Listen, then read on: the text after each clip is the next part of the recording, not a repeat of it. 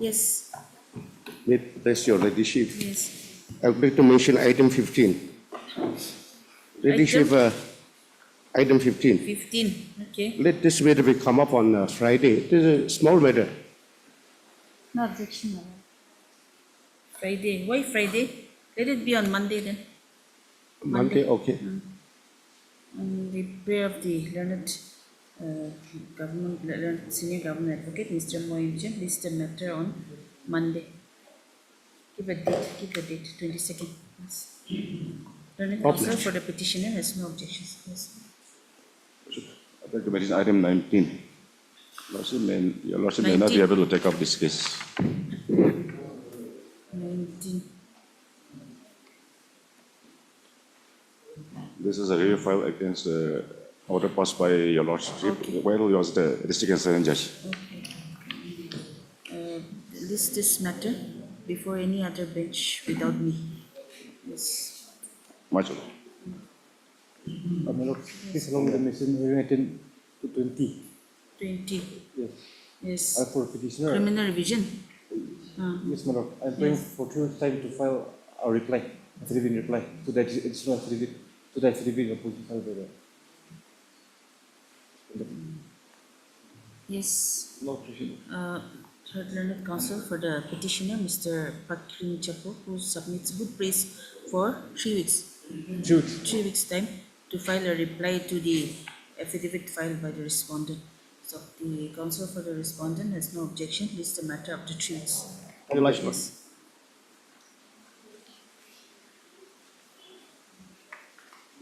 Yeah, please, Your Lordship. Yes. Your Lordship, I beg to mention item number 13 and 14 on behalf of V. Shokre, additional AG, Your Lordship. Okay. If this matter can come up after 2 weeks, Your Lordship.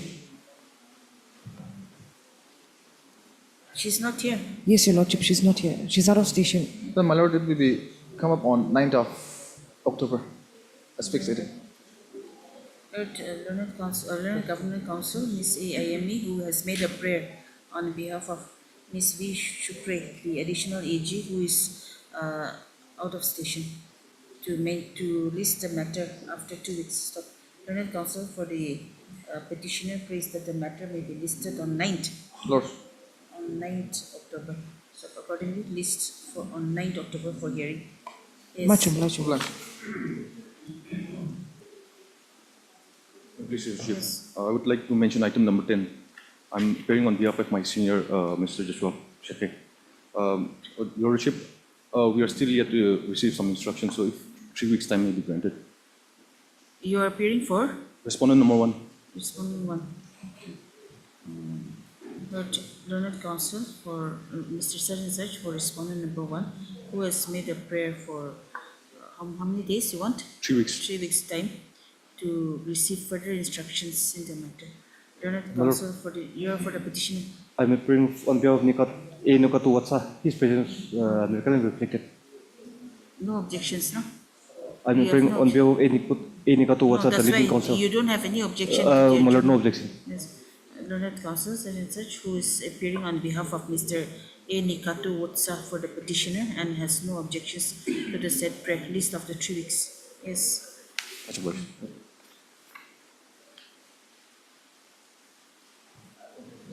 May I please, Your Lordship?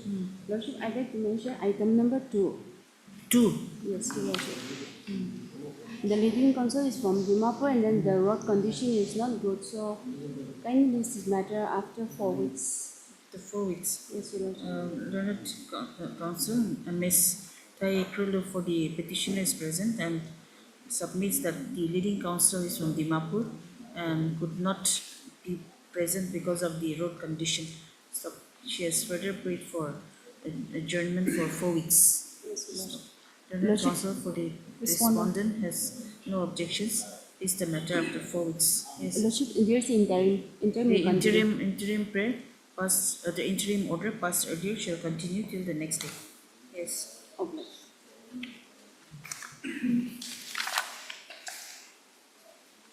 May I please, Your Lordship? Lordship, I beg to mention hearing item number 16, Lordship. If this matter can be listed after 2 weeks, Lordship.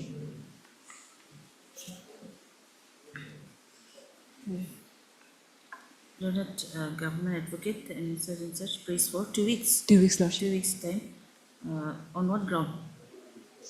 I need to get more instructions, Lordship. As she would like to get further instructions in the matter. So learned counsel for the petitioner has no objections. List after 2 weeks. Yes. Much obliged, Lordship.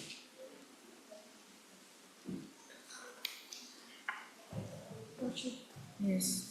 item number 4, on behalf of the appellant PP Chetri, if this matter can be listed after 2 weeks.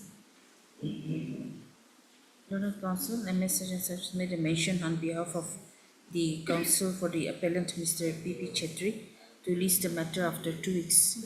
So, learned counsel Mr. Medo Vero is present for the respondent. Respondent, which respondent? Respondent number 4. No, respondent number 4, and there's no objections. List after 2 weeks. May I please, Lordship? Lordship, I'd like to mention hearing item number 18, Your Lordship. 18, yes. Lordship, here the paper books are ready, Your Lordship. And the leading counsel is from Gauhati. I have taken the consent. 18 or 17? 18, 1-8. Because 18 is a criminal petition, there's no requirement of paper book. Criminal appeal. Only in appeal, paper book is required. It is criminal appeal, Your Lordship. Criminal appeal is item 17. Oh, 17, Your Lordship. Yes. My sincere apology, Your Lordship. Yes. What do you want? If this matter can come up on 9/10 of 2025, Your Lordship. 9th October. Yes, 9 October. I've taken the consent from the amicus curiae. Okay. Learned counsel for the appellant, Mr. Medo Vero, has prayed for listing the matter on 9th October for hearing. Learned amicus. Oh, you're mentioning on behalf of amicus. No, on behalf of the appellant. Okay.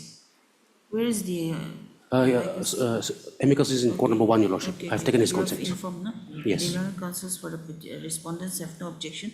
List the matter on 9th October for hearing. Yes. Much obliged, Lordship. All parties have received paper book. You have received a paper book. Lordship.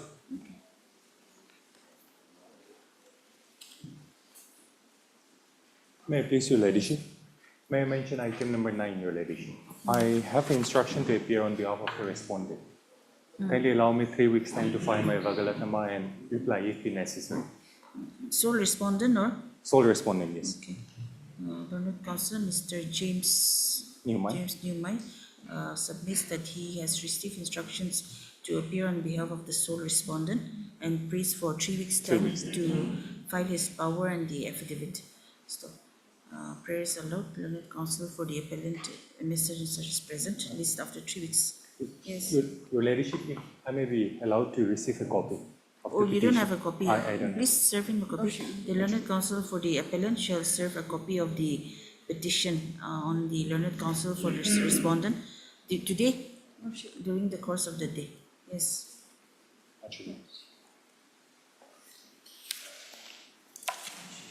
Please, Your Lordship. I beg to mention hearing item number 18. On behalf of L. Iralo. The only item left hearing. Yes, when do you want? My senior have difficulty today. Can you list the matter after 2 weeks? El Iralu, Yes, Your Honor. 2 weeks. Yes, Your Lordship. Learned Counsel, Ms. such and such, makes a mention on behalf of the leading counsel, Mr. El Iralu, to list the matter after 2 weeks for hearing. So, learned PP and the counsel for the respondents have no objection.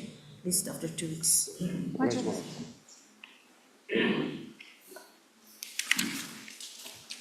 For motion, item number 1.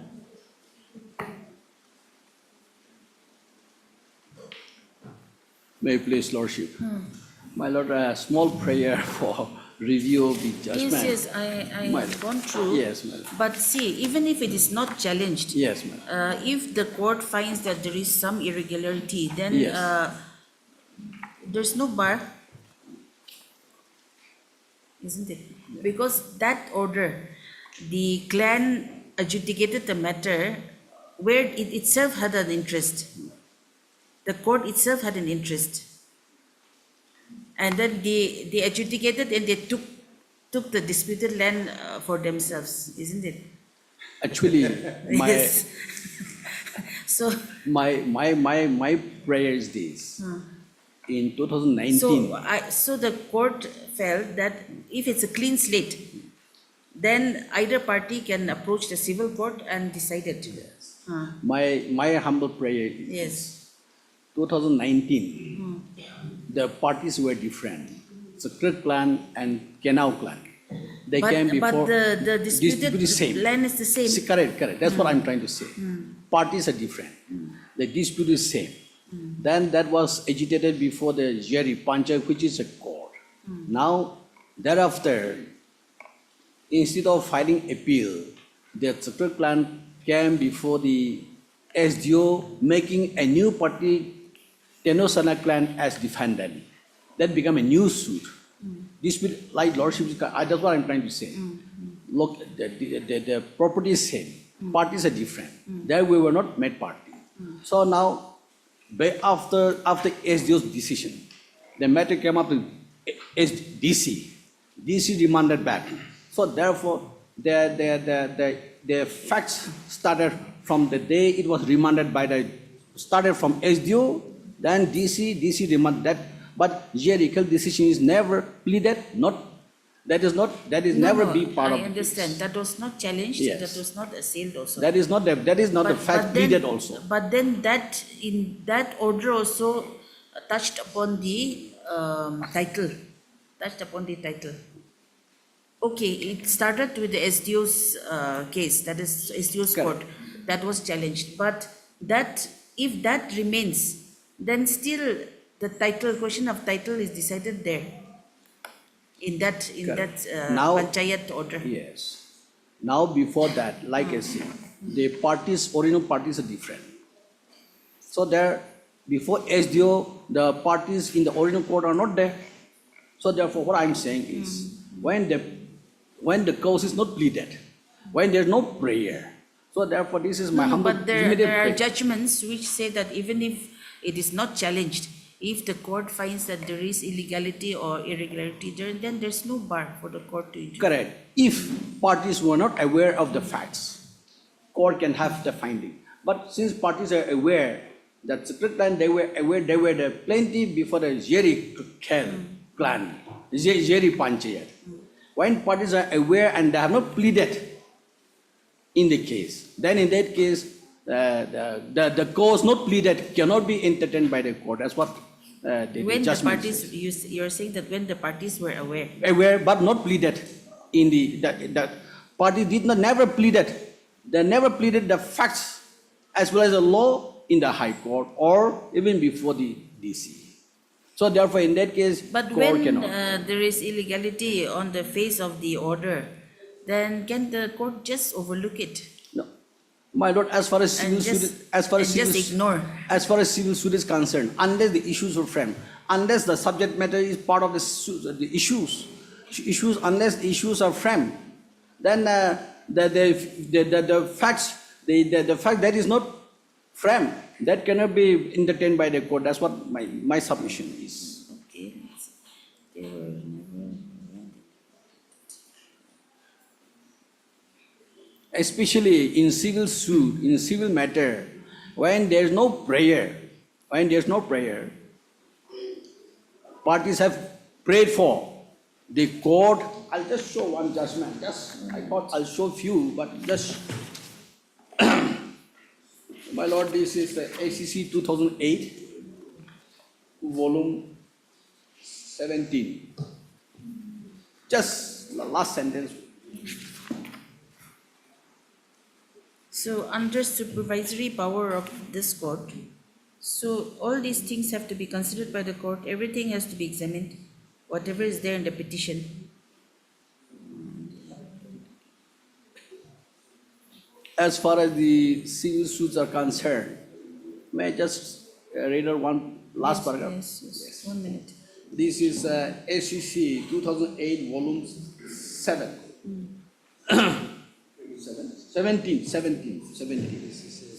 17. Have you supplied a copy? No. I'll just, I thought it would be just notice, so page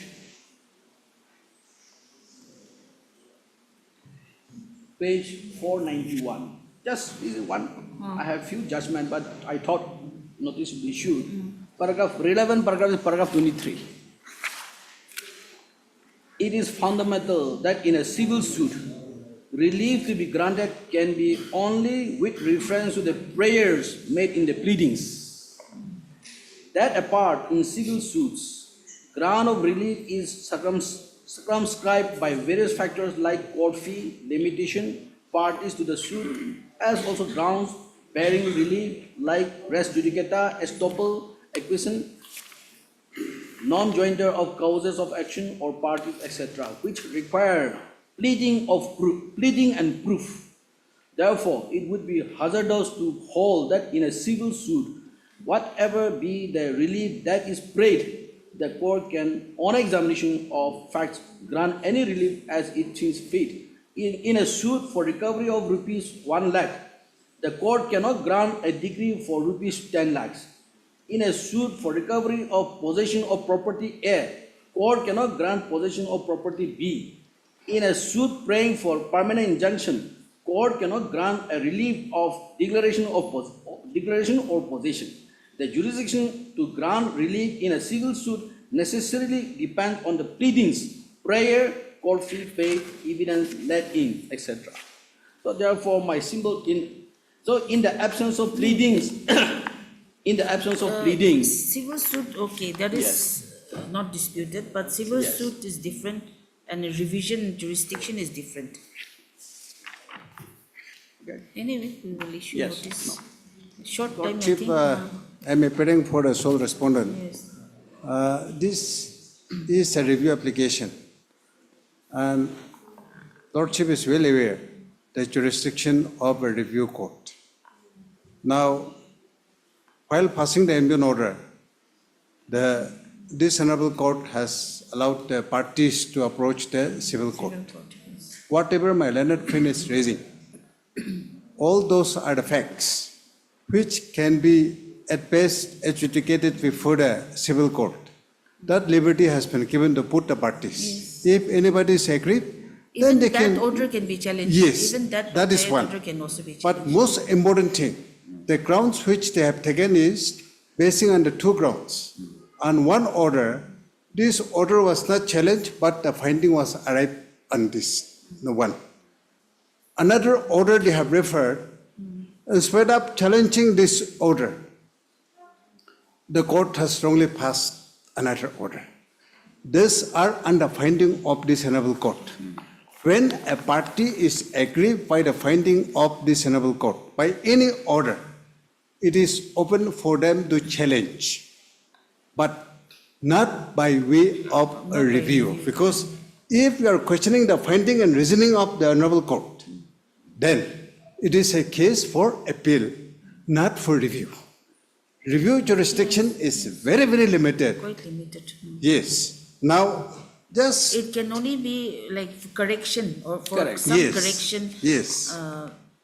Some inadvertent errors which may have, typographical errors and or Leonard, something the which order was not which my brought- learned friend has referred to is the order of the village council. That, Panchayat. yes, not village council, not village Panchayat, Panchayat, yes. 15/9/2022.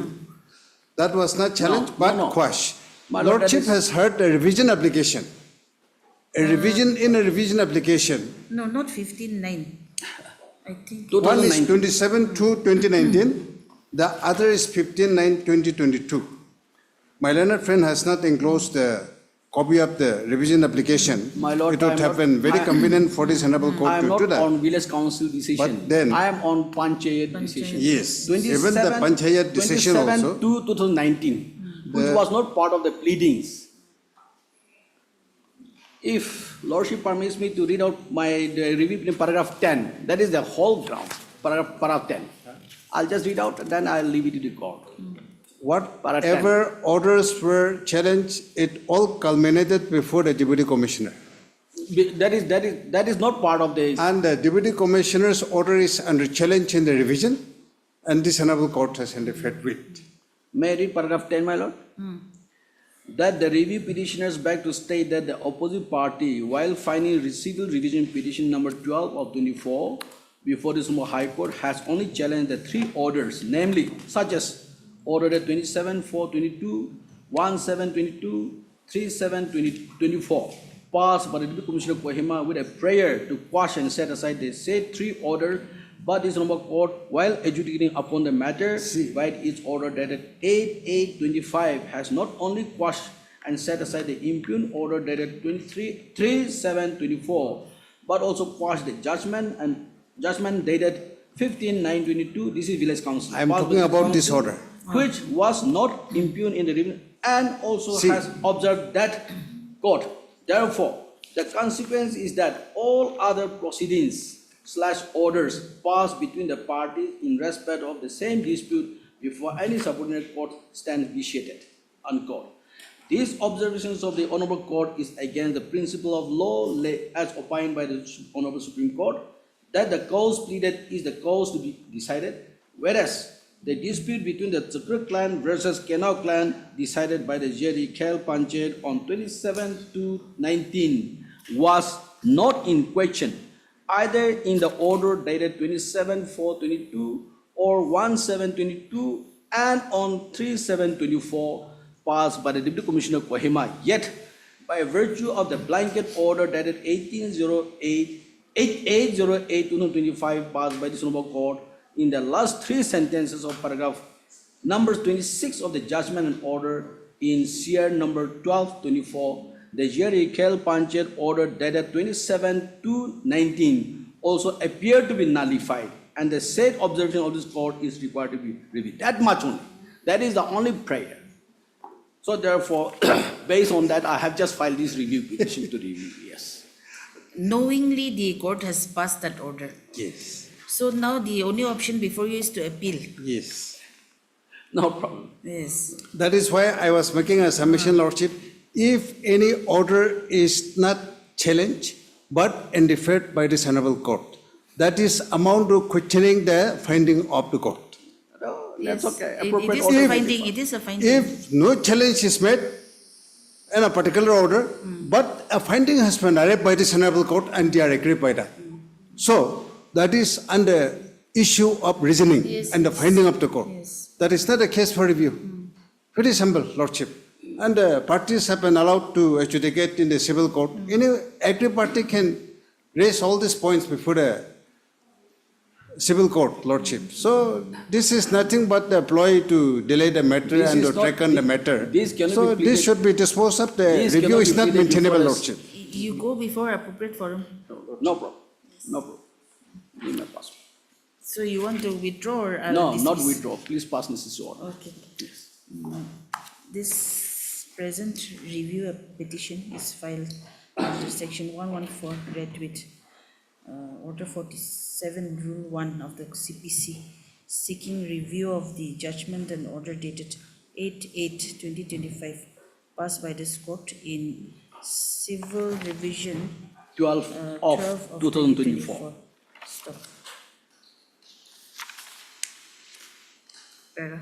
Heard learned counsel for the review petitioner, Mr. Azo. Stop.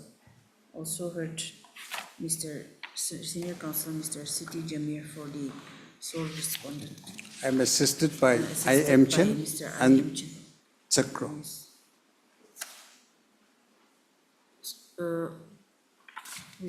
Yes, sole respondent, no? Yes, sole respondent. Stop.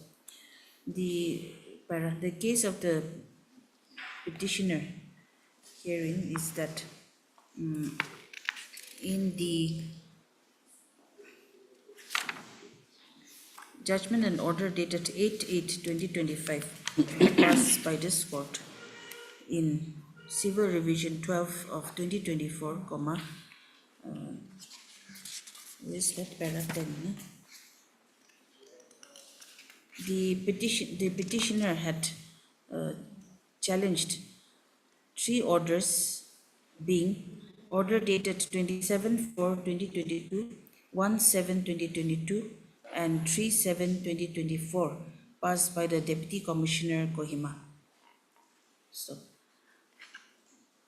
the petitioners had not challenged the decision of the Zeri Kel, ZHERI, Yes. Zeri Kel Panchayat, dated 27/2/2019. Yes. And the petitioner states that this particular order dated 27/2/2019 was not assailed either in the order, it was not mentioned either in the order dated 27/4/22 or 1/7/22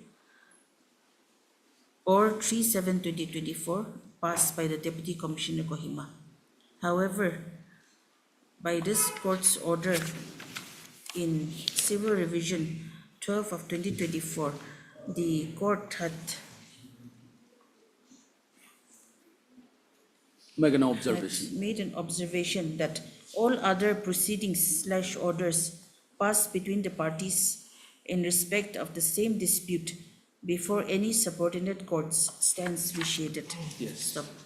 It is therefore the submission of the learned counsel that by this blanket order, the order dated 27/2/2019, passed by the Zeri Kel Panchayat, has also been nullified, and therefore it is prayed that the order dated 8/8/2025 in Civil Revision 12 of 2024 may be reviewed. Stop. Lordship, before coming to the next paragraph, the order dated 27/2/2019 was the bone of contention all throughout the proceedings. If Lordships make any observation on my submission, that may be one. No, your submission. It was will taken also to STO Civil, thereafter to DC. This order has been the bone of contention all throughout the proceedings. Therefore, the question of not challenging doesn't arise. Learned counsel for the respondent. Which learned culminated senior in the counsel, civil review with Civil Revision yes, 12 learned of senior 2024. counsel for the respondent, Mr. Siti Jamir, has submitted that the present review petition is not maintainable inasmuch as the scope of review is limited. And in the present case, the order dated 27/2/2019, passed by the Zeri Kel Panchayat, was the main issue of contention between the parties. And also before the SDO Civil and before the Deputy Commissioner Kohima, the respondent had raised the issue regarding the order passed by the Zeri Kel Panchayat on 27/2/2019. Stop. So, the question of non-challenging this order doesn't arise, and it is. And therefore, the question of not challenging the order dated 27/2/2019 does not arise. Stop. And accordingly, there is there is no merit in the present petition and the same deserves to be dismissed. Stop. The court has considered the submissions of the learned counsels and has also gone through the review petition. Stop. During the proceedings in Civil Revision 12 of 2024, this court had the occasion to examine the order dated 27/2/2019 passed by the Zeri Khel Panchayat, and it was found that the same was an irregular order inasmuch as the court itself was an interested party in the proceedings, and in fact, by the order dated 27/2/2019, the Zeri Khel Panchayat had adjudicated the matter regarding the disputed land and had taken over the said disputed land. My lord, there's small correction there, not taken over. They said it's theirs. No, it's not theirs. It, out of nine clan member under the one Zeri Khel, it's common property. They don't claim take over. Common property No, but of they said that it belongs to Zeri Khel. common property of Zeri Khel. Common property of Zeri Khel. And adjudicated the matter and decided that the disputed land belongs to this Zeri Khel. Yes. Belongs to this Zeri Khel. Stop. And therefore, having found the irregularity in the said order dated 27/2/2019, this court had come to a finding that the said order also needs to be interfered with. Stop. In a civil revision, in a revision petition, the court in exercise of this court in exercise of its power under Article 227 has the supervisory jurisdiction to look into the illegalities or irregularities of any order passed by a subordinate court, and therefore in exercise of the revisional jurisdiction, this court had also interfered with the order dated 27/2/2019. Stop. Therefore, in view of the above observation, this court is of the view that there is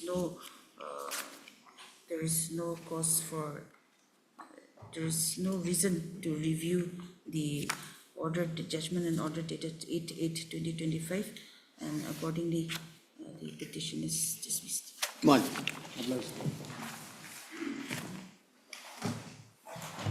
For admission, item number 3.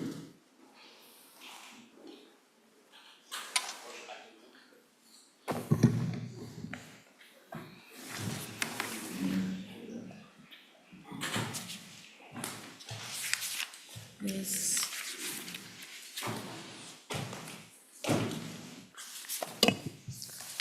Your Lordship, on the last occasion, appallingly, the learned CGC submitted that the case in the district court, which was pending in the Peck District Session Court, was closed, Lordship.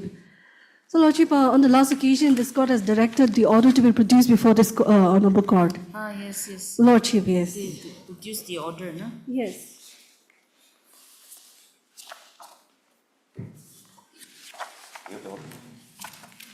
You serve the copy, you can say.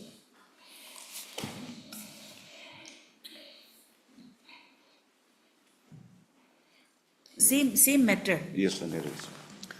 Lordship, I also refer to this hypothetical. 1 minute, okay.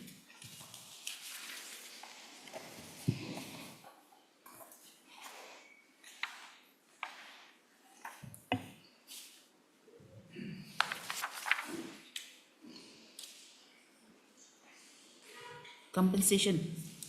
This is for compensation. There are also sanction, Lordship.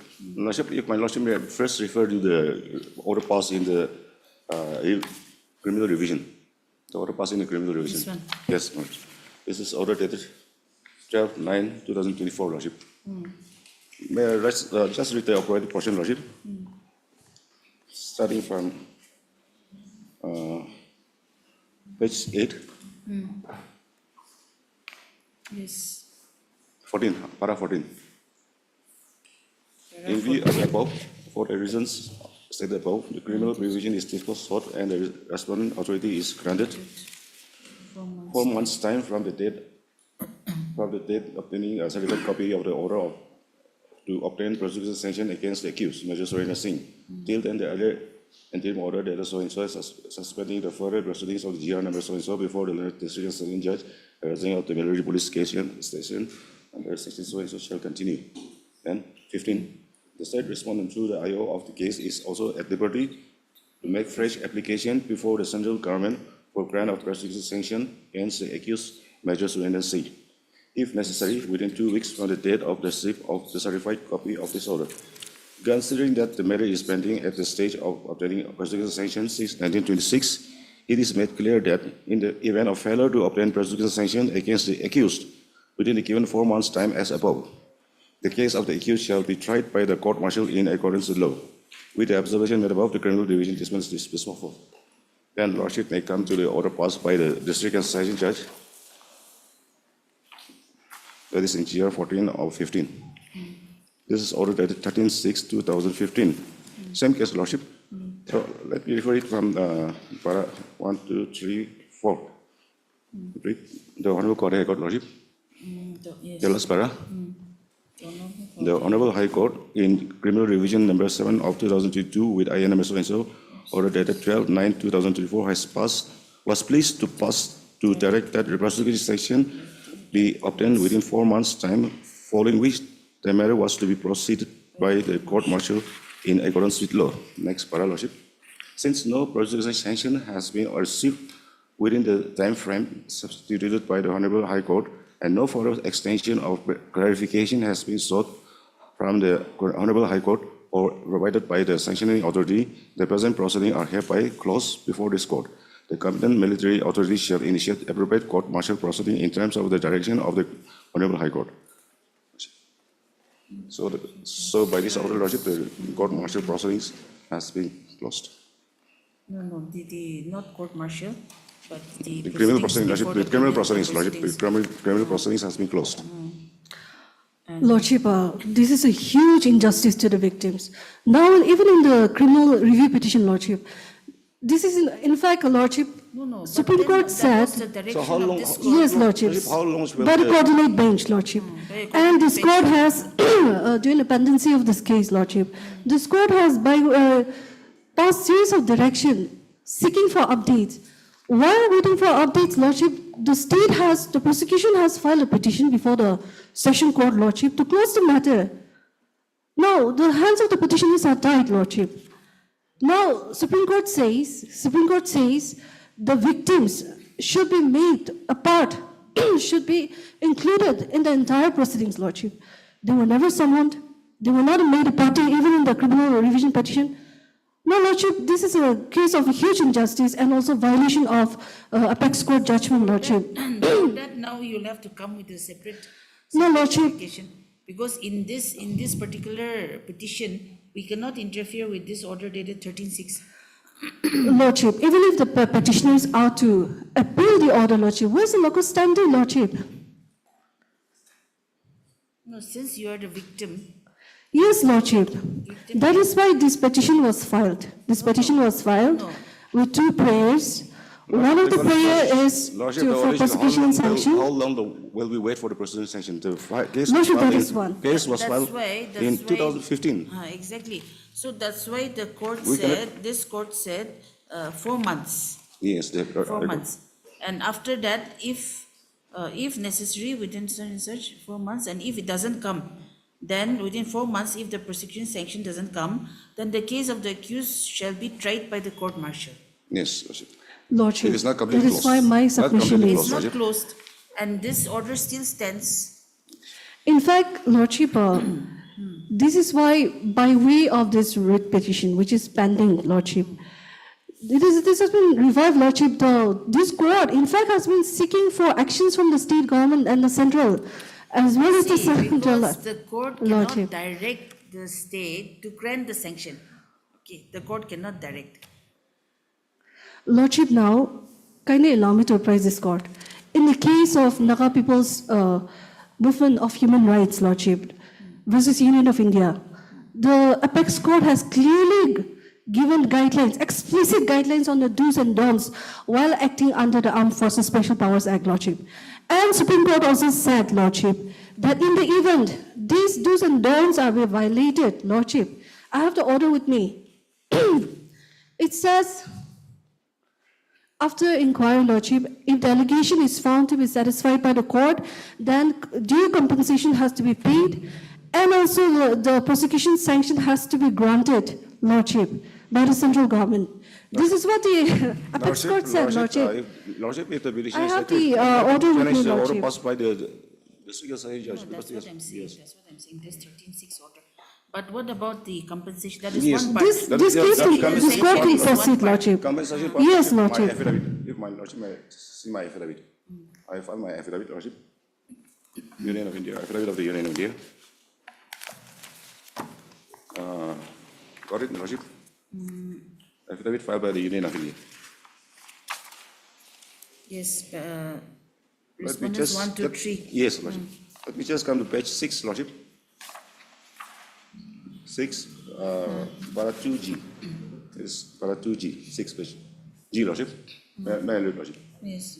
That it is also pertinent to mention that a complaint on the same subject matter was submitted before the National Human Rights Commission, right case number so-and-so, and monetary relief of the victims was granted by the government of Nagaland, wherein an amount of rupees so-and-so in respect of disease were granted, Lordship. So 5 lakhs was as per the direction of Lordship, human rights. the petitioner is also not denying that 5 lakhs was granted in 2 installment, Lordship. But I'm saying this is not enough, Lordship.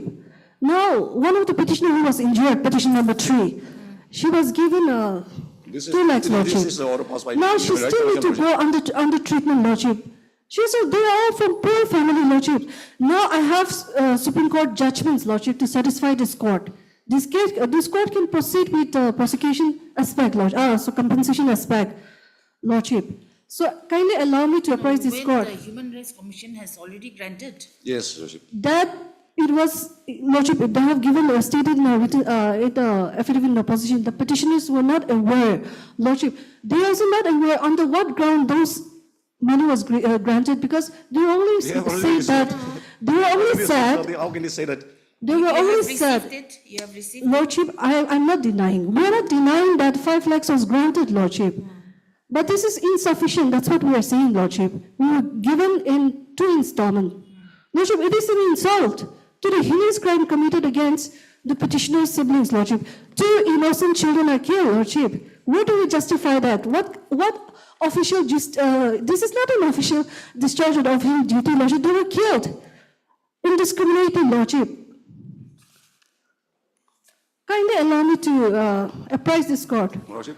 In the case of Naga People's Movement of Human Rights, Lordship, versus Union of India, Lordship, as I stated earlier, explicit directions were given by the Supreme Court on the do's and don'ts while acting under the Armed Forces Special Powers Act. Now, if you go to paragraph 60 and 61, Lordship, here the apex court clearly said, kindly allow me to read, the safeguards against an arbitrary exercise of powers conferred under section 4 and 5 as indicated above, as well as the said direction, should be incorporated in the instructions contained in the list of do's and don'ts, and the instructions should be suitably amended to bring them in conformity with the guidelines contained in the decisions of this court in this regard.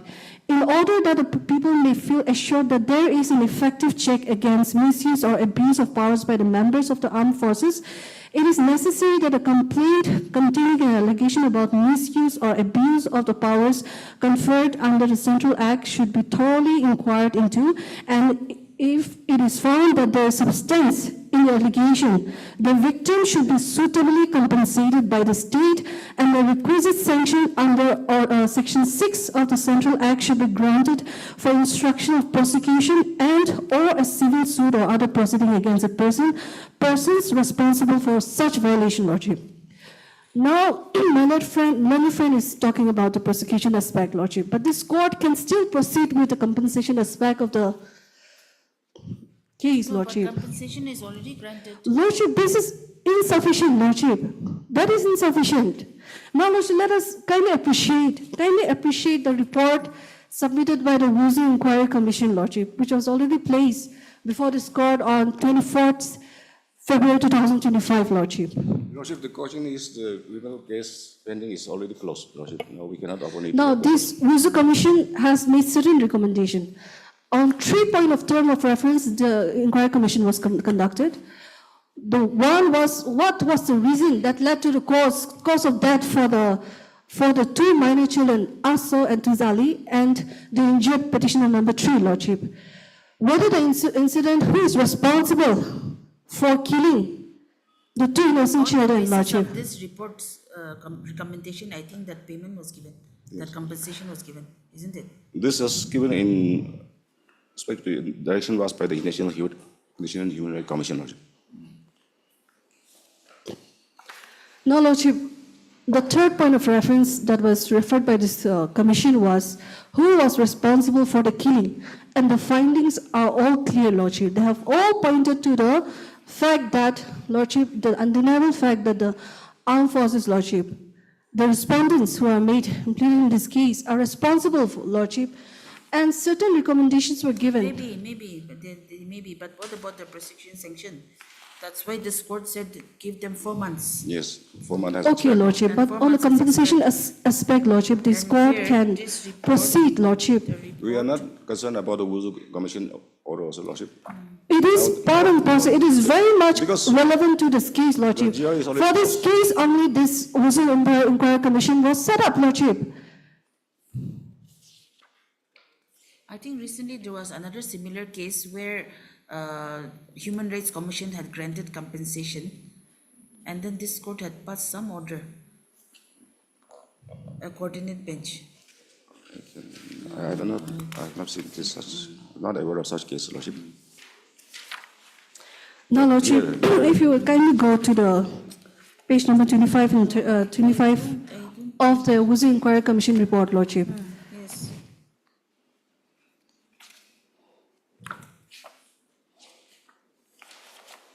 Now here the commission has made 2 recommendations. One is monetary compensation, and the other one is one of the family members of the deceased victim should be accommodated in a government job because of the mental trauma befallen upon their family due to the avoidable incident, Lordship.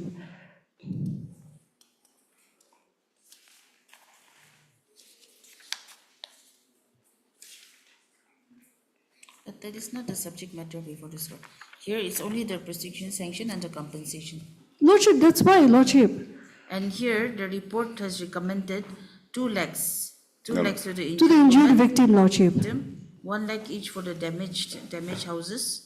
1 for damage and 1 lakh for the debt. Yes. The tax. And that has been given. Where's the parity? Where's the equality in terms of awarding just compensation, Lordship? Lordship, compensation maybe 2 lakhs or maybe 50 lakhs. 2021, Lordship, autumn incident. Already been paid, The Lordship. victims were given 16 lakhs compensation and government job each, Lordship. Where's the question of equality here? And this was a commission for the reasons best known to the respondents, Lordship. This inquiry commission report was never given a copy to the petitioners. It was only upon insisting, Lordship, that this report was produced before this court on 24th February 2025, Lordship, during the pendency of the case.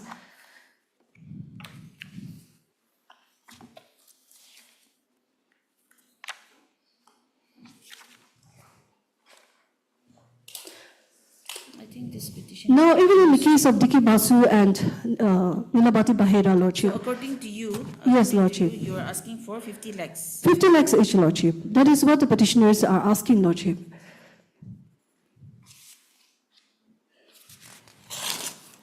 And also, they are now insisting upon the Wuzu Commission's report on accommodating one of the next king to the government job, which is not an impossible task, Lordship. And this has been, the principle has already been clearly laid down in Nilabati Bahera's case, as well as Dike Basu's, Lordship. This is a extraordinary case, Lordship. Under those extraordinary circumstances, this the Supreme Court says the High Courts of the Supreme Court can't award compensation under public law remedy, Lordship. But when compensation has already been granted by the Human Rights Commission, then No, Lordship, that is another aspect, Lordship, which the petitioners were not even aware. And they are not, Lordship, this court can also award appropriate compensation based on the circumstances, Lordship. Two child have lost their life, Lordship. They have never harmed anyone in their entire life. 14 years, 13 years, Lordship. One of the victim, Lordship. Third learned counsel for the petitioner, Ms. Nitya Koza, as well as Mr. Yangarwati for the respondents, all the respondents. My Lord, I'm agreeing for number 3, 4, and 7. What about you? Are you also filing, or are you, what is your submission? My Lord, I have not received any instruction, but verbal instruction I have received that till now they have not given a prosecution. That is what they are submitting. Yes.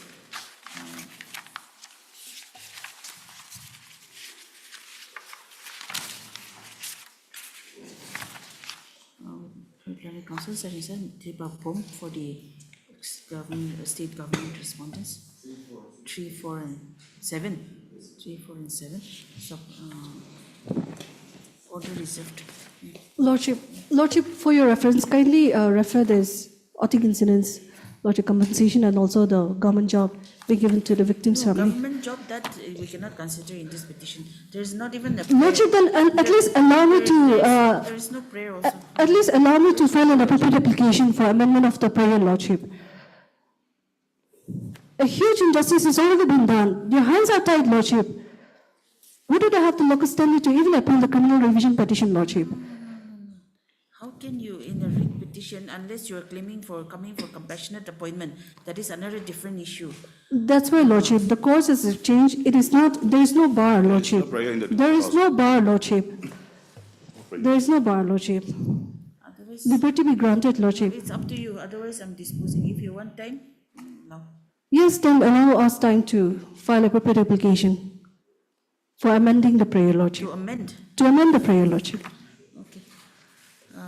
Delete. At this stage, the learned counsel for the petitioner waits for some time to allow her to file an amendment application for the prayer. Lordship, yes. Petition. How much then? 3 weeks may be granted, Lordship. At least up to 3 weeks.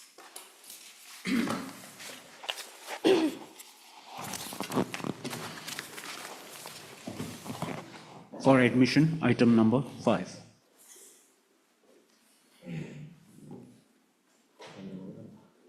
May I please, my Lord? Yes. My Lord, kindly peruse the last order. That is 2608-2025. Affidavit in opposition. Lordship, if Not any filed. on or before, the next date fixed. Lordship, may appreciate that the judgment was passed on 21 May 2024, Lord, my Lord. And the direction was to induct the petitioner forthwith. Until now, they have not taken any action, my Lord.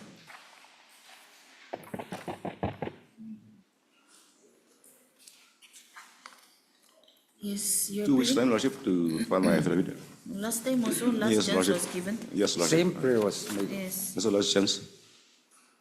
Lordship, there is a vacation up to 2 weeks.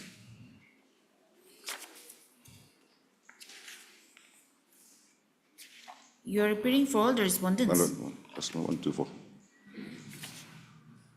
Up to 5. 1 to 5. Lordship.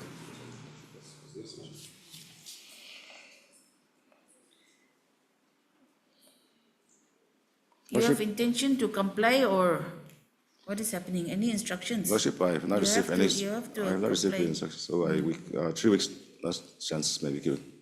Lordship, on the next day, if they don't file or if they don't comply, direction may be issued to appear in person. They but will have to appear. Learned counsel for the petitioner, Mr. I. Jamir, is present.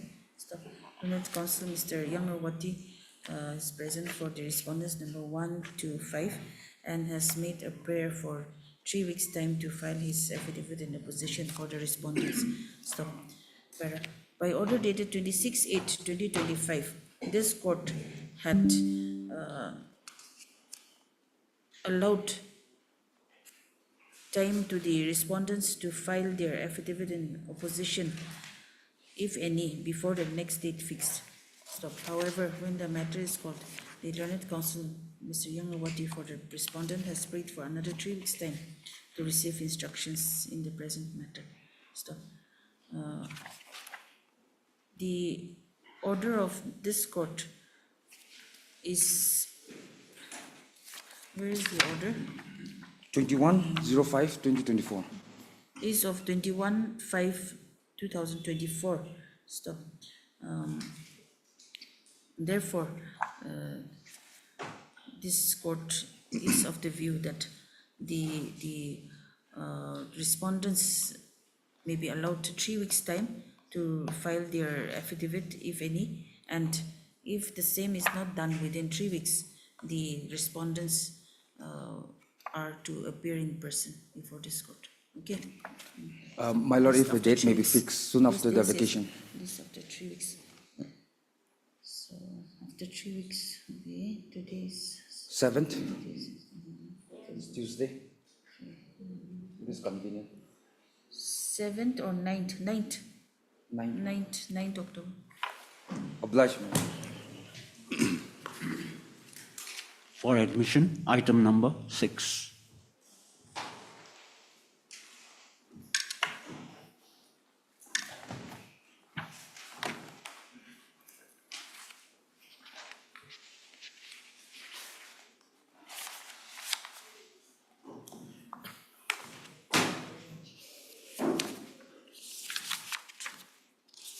Yes, you have the Yes, my lord. case there. I've received the statement. Let's see.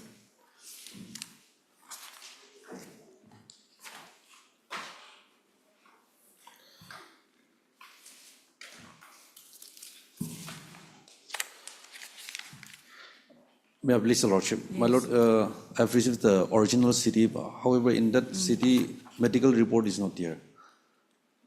Yes. Medical report is there, submitted by the jail authorities.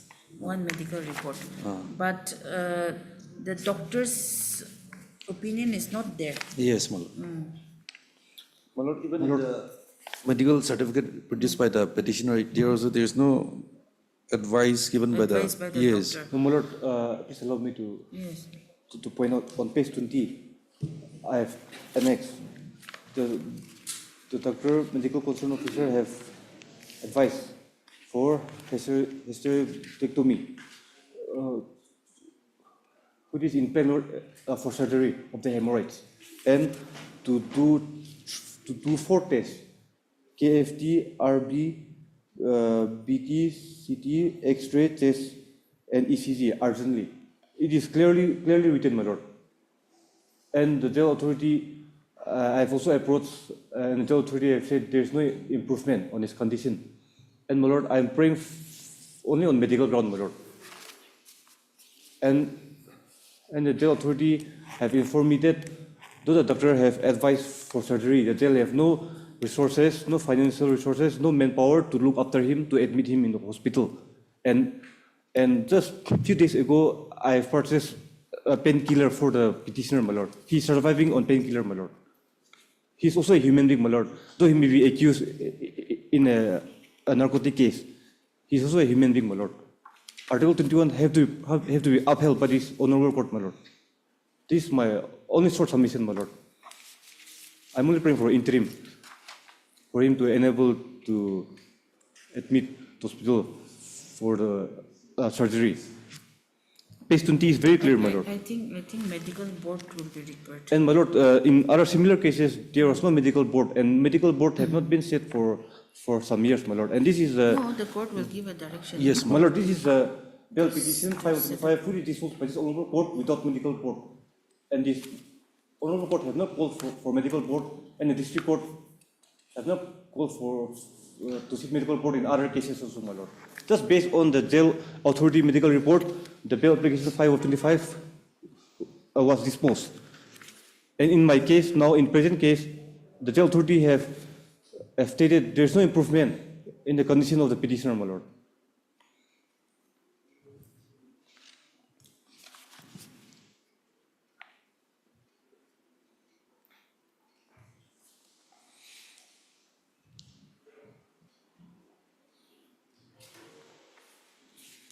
No, here it was dismissed, petition was dismissed. Yes, my lord, I'm citing that there was no medical board in that dismissed bail petition.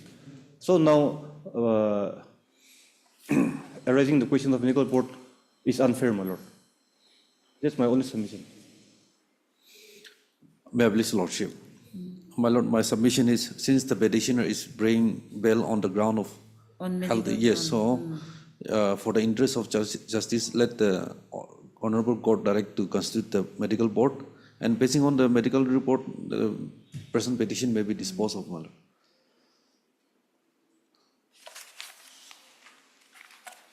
The problem is all these are not clear at all. Yes, my lord. And there is no prescription of the doctor or the diagnosis of the doctor that he has to undergo the operation. There's nothing here. Yes, my lord. My lord, concerned doctor have signed in the prescription, No, but in the report, because this report, actually what the court had called for was the report from the doctor. But this report is sent by the Deputy Superintendent of Jail. Because his Honorable Court have directed the jail authority to provide the up-to-date report. I understand, his health condition. but the doctor's report has to be there and that has to be forwarded by the jail authorities. That is how it's done. Yes, anyway, we will direct for report. Learned Counsel for the petitioner, Mr. Chapu, also heard Mr. Thiba Pom, Learned BP for the state respondents. Stop. The petitioner herein has prayed for release on bail in connection with Kusama PS case number 6 of 2025. In connection with special case number 17/2025 under section 22C NDPS Act, read with section 3 clause 5 of BNS. Stop. This bail application has been filed mainly on medical ground, and it is stated that the petitioner is suffering from internal hemorrhoids, HAEMORROIDS, hemorrhoids, and the doctor had advised him to undergo surgery at the earliest. It is also stated that despite the recommendation for surgery, the jail authorities could not admit the petitioner to hospital right away for surgery, as he has no family members residing nearby to look after him in hospital after the surgery. It is also stated that the petitioner is surviving on painkillers and his condition is deteriorating in custody. So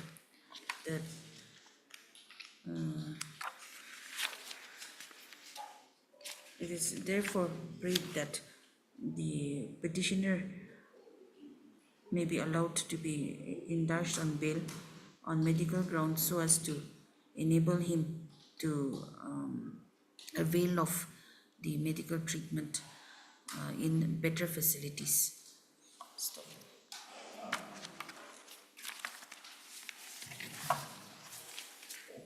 Which order was that calling for the report? Order 49.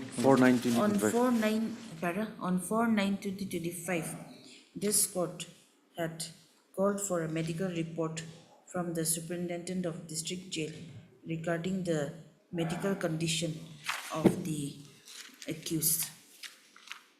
And the jail authorities were directed to provide necessary treatment to the accused to improve and stabilize his condition. Stop. In compliance with the order dated 4/9/2025, the jail authorities have submitted a letter dated 10th September 2025, enclosing some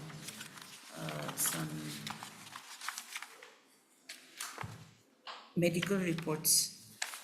However, the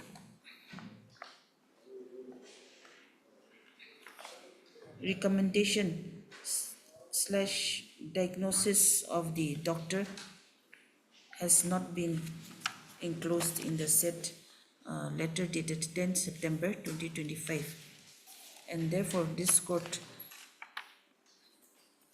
finds it necessary to constitute a medical board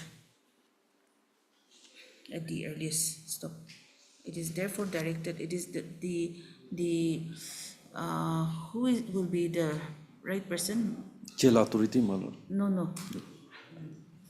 The medical, in the medical department, director NHAK or managing director? Managing Naga director, Hospital. Naga Hospital, yes. Therefore, the managing director, Naga Hospital Kohima, is directed to constitute a medical board within 1 week. Within 1 week from today, and the jail authorities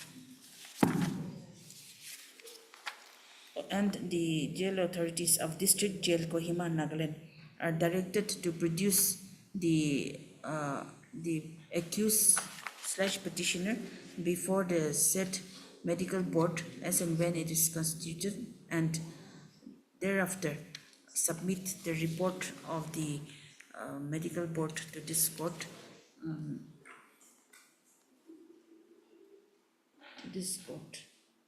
Stop. List the matter on today's 17th, so in 1 week, 25th. List the matter on 25th September 2025. So a copy of this order may be furnished to the learned public prosecutor. Much obliged. For admission. Your Lordship, may kindly return me the CD, my lord. That is the original. Yes. For admission, item number 7.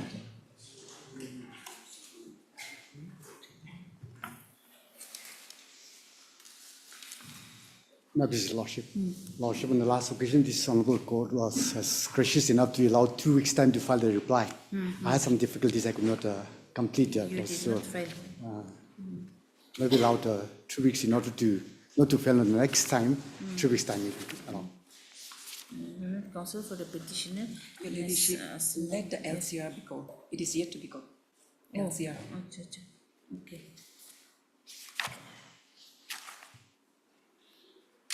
Which court? CGM, Dimapur. Dimapur CGM. Lieutenant Counsel for the petitioner, Ms. Asindan Commerce, also the learned public prosecutor, Ms. S. Mere. The learned counsel for the respondent number 3, Mr. Armuli has Armuli has prayed for another 3 weeks' time to file his reply, as he is yet to get his instructions. Stop.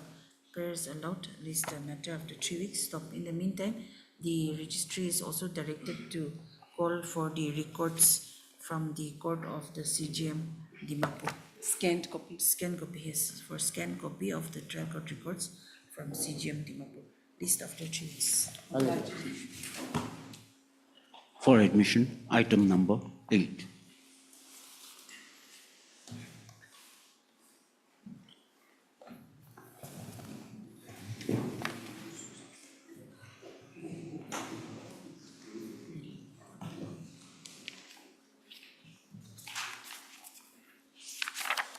May I please, Lord? Yes. On 8/9/2025, this matter was fixed for admission hearing. Mr. K. Ankami is appearing. I sent my junior to call him because he is aware that he is ready with the case. Yes. He is coming, Lord.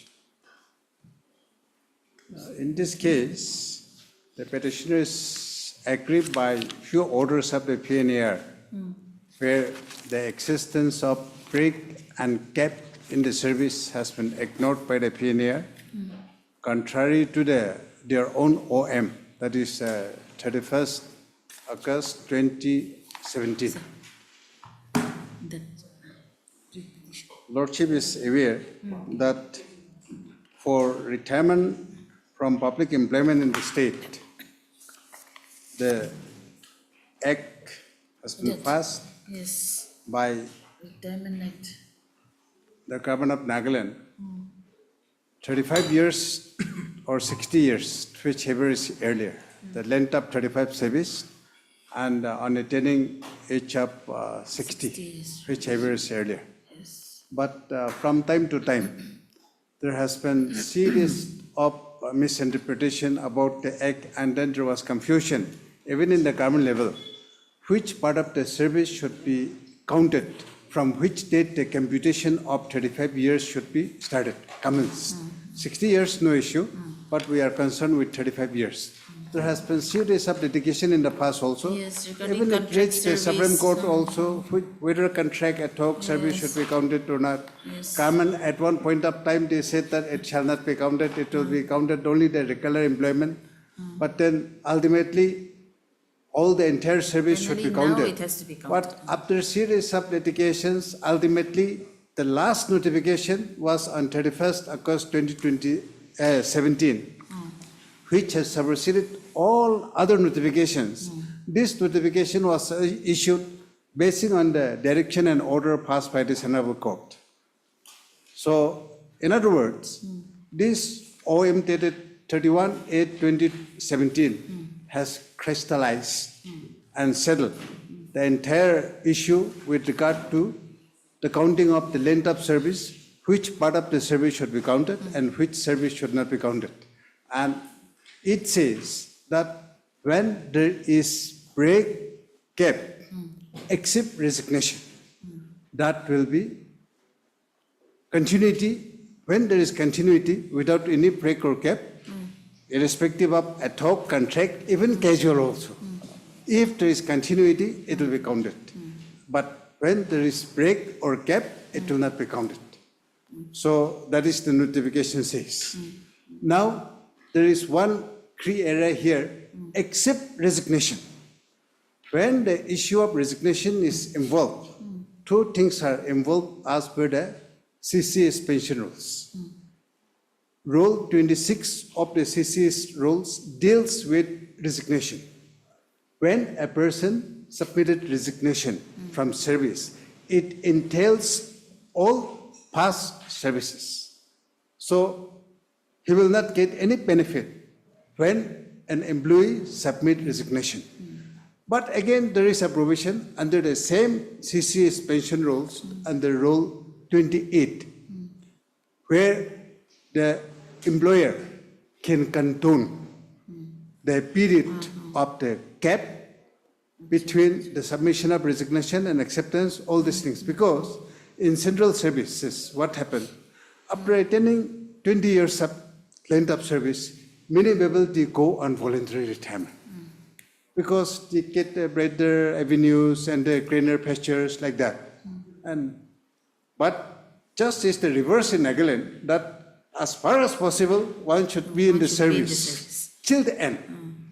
But then in respect of central services, most cases, on attending 20 years, they go for voluntary retirement. But then from which date the period should be counted, length should be counted, so as to complete 20 years. So in many cases, no, ad hoc contract, this are not regular service, so it will not be counted. This should be counted. So many things. That is why resignation comes here.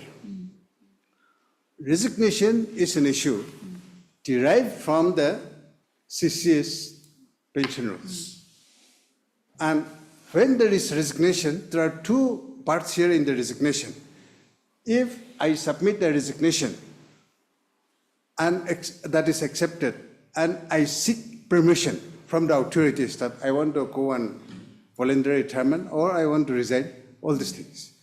If I mention something that I am intended to go for underemployment, in such cases also, even if resignation is there, the gap break is counted. The gap break caused by resignation is included. It's also included. Even if there is a break or gap. Coming to the present case, this is a case where there is no issue of resignation. So let us start from the appointment, initial appointment, because documents are very limited, but all the documents are with a type copy, so it becomes little bulky. Otherwise, there are limited documents, Lordship. Kindly come to page 18. This is the initial appointment of the petitioner. That is type copy, Lordship, page 18. Yes. 26 February 1991. By this, he was appointed as computer draftsman, grade 1, civil, on contract basis for 1 year. So this is the initial appointment in the Department of PWD. It is for a period of 1 year. And in the next page, Lordship will find at page 19, serial number 1 is the name of the petitioner. He was posted as in the office of the Superintendent Engineer, PWD Kohima, circle number 1. Thereafter, kindly come to page 22. On 18th of November 1992, the appointment, the service was extended for a further period up to 30/11/1992.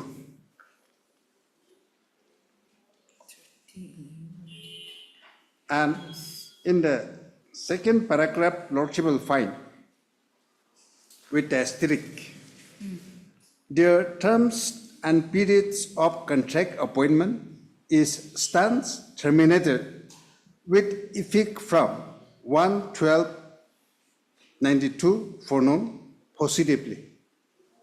2 words, with effect from 1/12/92, that too positively. That means beyond this, there cannot be any extension. And the name of the petitioner is shown at serial number 11 of that order.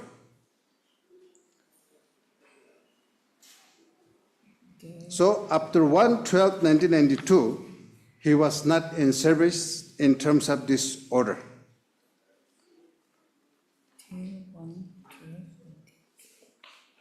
This is 18 November 1992 order, Lordship.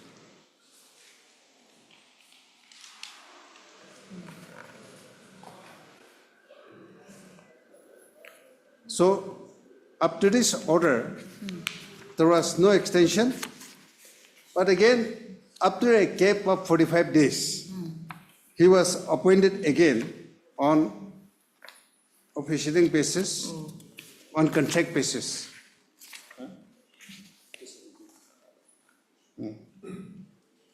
This is another fresh appointment, 15 January 1993, and petitioner is contending on this date. He was appointed for a period of 6 months with effect from 11/1/93.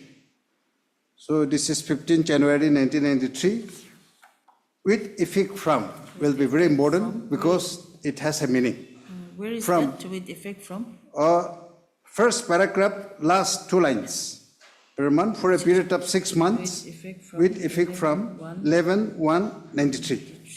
So last time, as per the last order, his service came to an end on 30/11/92.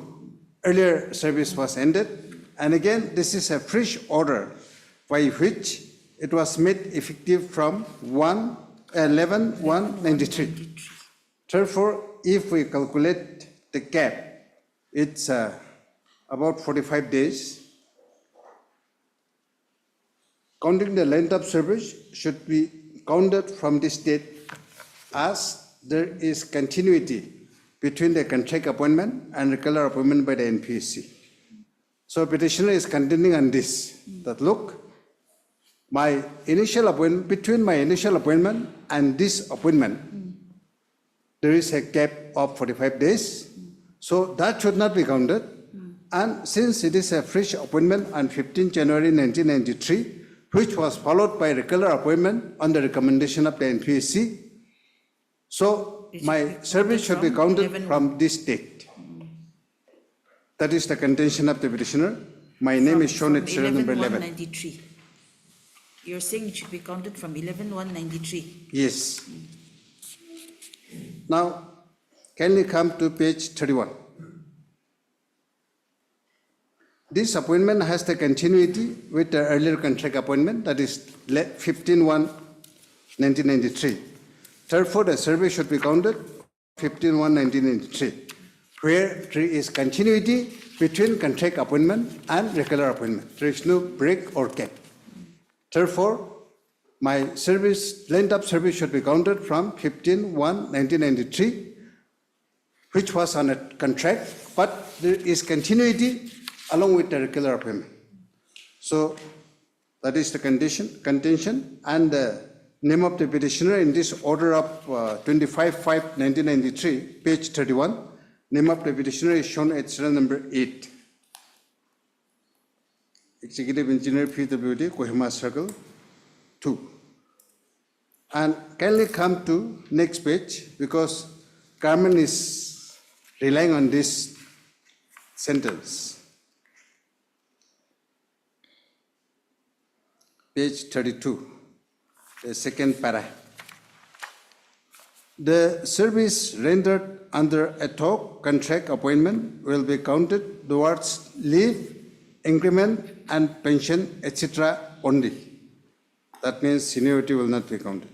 So the contention, what the government is saying is, look, you have enjoyed your increment. Therefore, there is continuity in service even from the initial appointment. That is the point of contention between government and the petitioner. Lordship has to decide on that point. In paragraph 3, Roman 5, and paragraph 10 of the government affidavit, it says that the services rendered on a top contract appointment have to be counted for leave, increment, and pension. They are relying on this page 32, second paragraph. By relying on this, the government is saying that everything has to be counted. But the reply of the petitioner is that, yes, it has to be counted, but it has to be from 15-1-1993, where there is no break or continuity. Because prior to 15-1-93, there is a break of 45 days in service.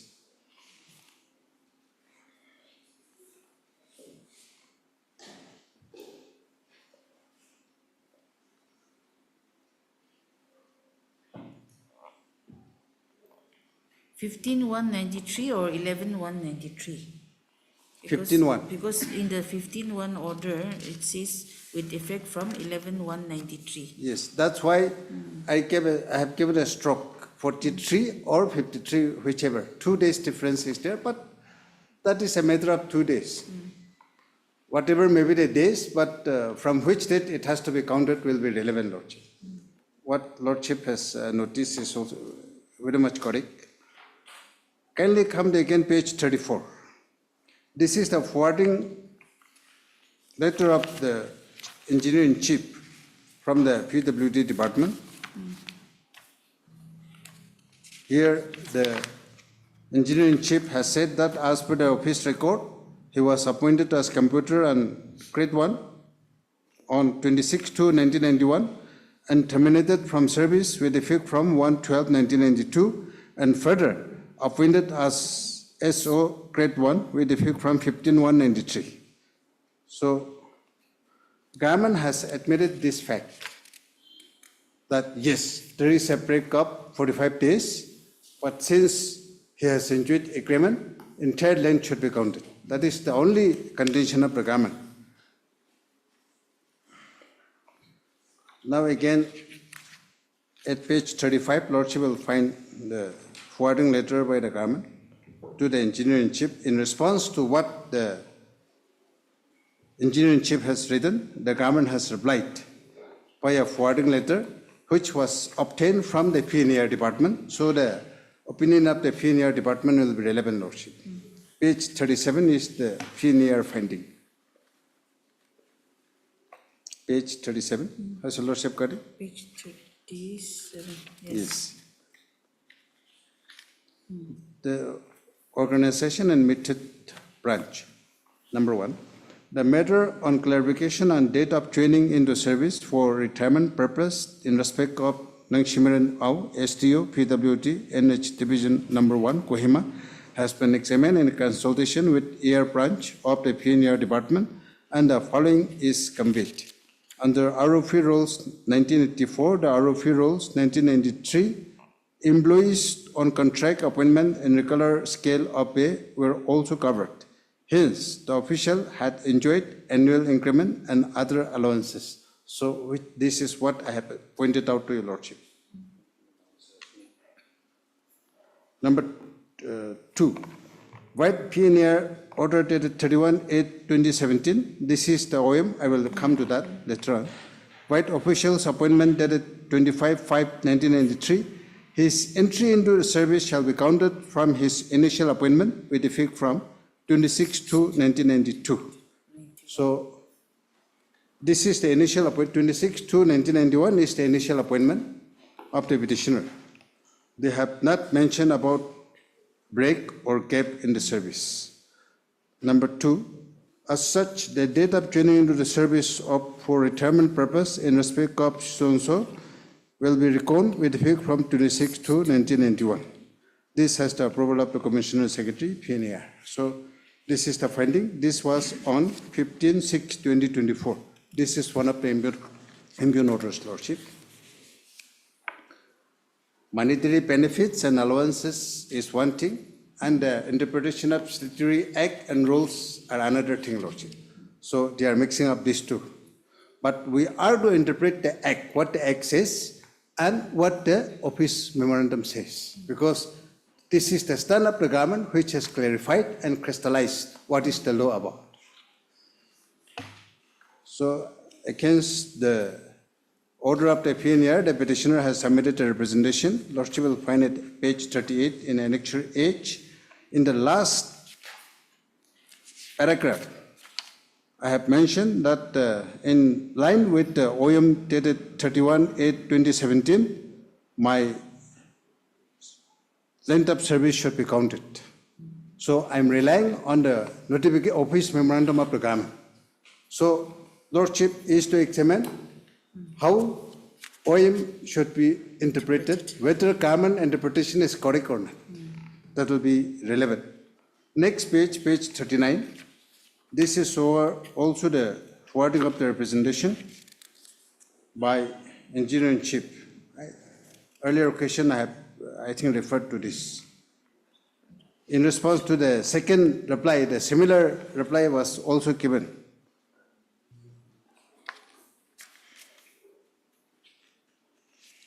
Any government order is issued after a long process and examination. Therefore, any order is required to be honored, Lordship, including the office memorandums. And then page 40 is the letter from the government. This was intimated to the petitioner regarding updatation of the service book in respect of so-and-so. I am directed to refer to your letter number so-and-so on the subjects headed above and convey herewith decision of the PNR department on matter relating to the date of initial appointment in respect of Shri so-and-so, conveyed by 4/2/2025. So this is also one of the impugn orders, because by this the PNR finding has been forwarded. PNR finding is at page 41. May I read this, because this is also another impugn order. The matter on clarification of the date of training in respect into the service for retirement purpose in respect of Shri so-and-so, Kohima, has been re-examined, and Works and Housing Department is informed that the concerned official's initial appointment date should be counted from 26 to 1991, that is the initial appointment, with effect from his appointment as computer draftsman grade 1, white office known to so-and-so, since subsequent increment had been granted on the concerned official, as seen in page so-and-so of the service book. So, since increment has been granted, so the length of service should be counted from that particular date. But my submission is, Lordship, Act and the office memorandum do not say about any increment or anything of that sort. So Act and the rules and the OM do not say anything about this, what the pioneer has observed. Act is silent about the increment. So under which provisions of law, increment can be granted, even if there is a break. So they have failed to take into consideration about the existence of the break. And if any increment is given by mistake, by default, that cannot legalize the action of the government that since we have wrongly given the increment, so your services should be counted with effect from the initial date of appointment. That cannot be. And in page 42, Annexure K, I have enclosed the relevant portion of the Act, which is section 2, which talks about retirement from public employment on attaining 35 years or 60 years, whichever is earlier. Now, we are coming to the most important document, that is the Office Memorandum of 31st August 2017. Paragraph 1, Lordship, page 43. I'll just come back after 5 minutes.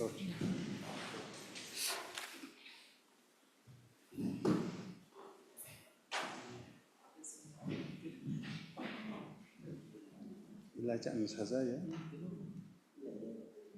Karena yang mendetekan itu mah.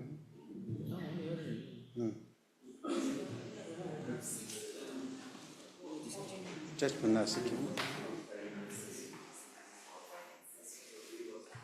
Kita lengkap lagi semua tu. Court le. Instagram.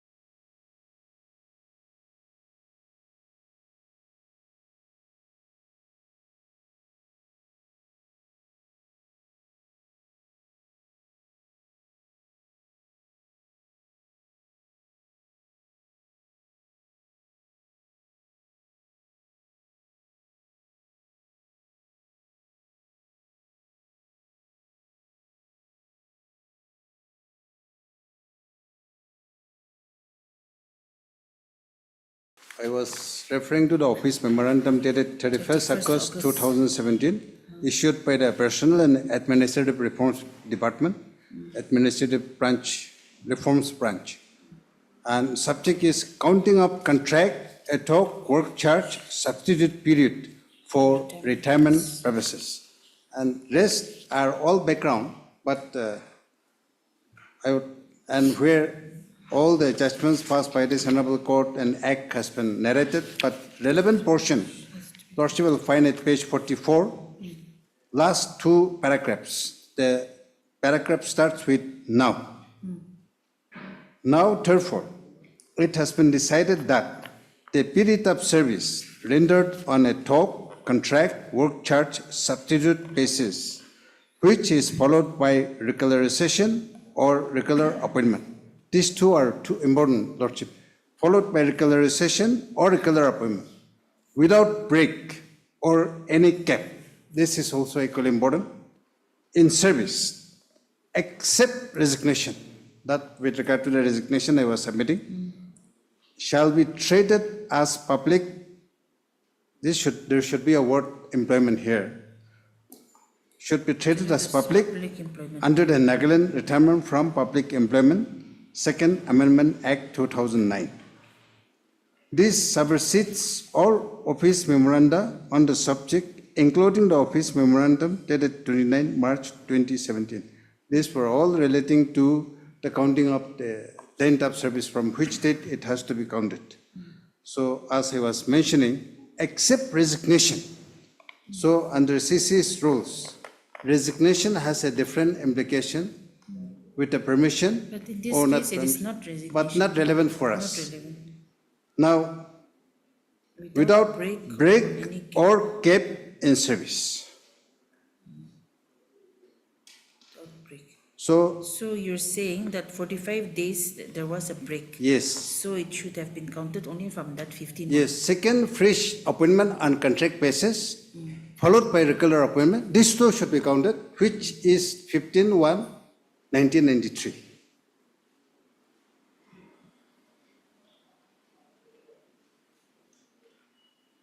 And Lordship is well aware that the state of Nagaland has adopted the CC's pension rules with regard to the pensions. So there is no dispute, and my learned friend will also agree on that point.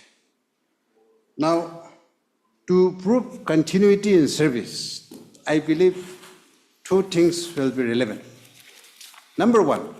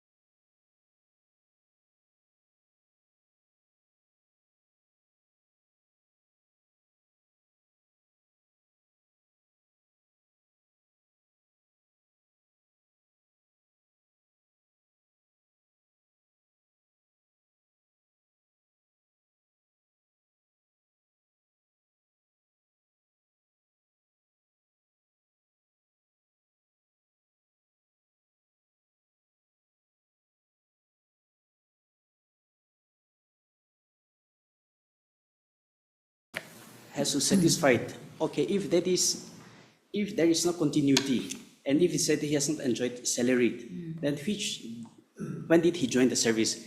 Petitioner must satisfy this honorable court on which date he joins service by the order, on the basis of the order dated 15/1/1992. And why retrospective date has to be given? Date was 15 was date, but it has to be retrospective to 11. From 11. Yes, this has to be. The honorable, the petition has to satisfy this honorable court, and so these are some of the point I want to present before my ladyship, and what the honorable court, the coordinated bench of this court says in the similarly situated case, which my learned friend Small well aware, because it is his case.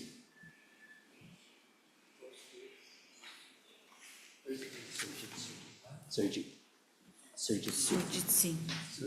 Yes.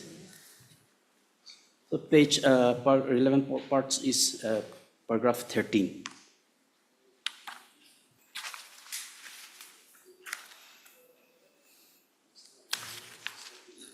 Paragraph 13, page 9. In this case, there was a gap of 25 days.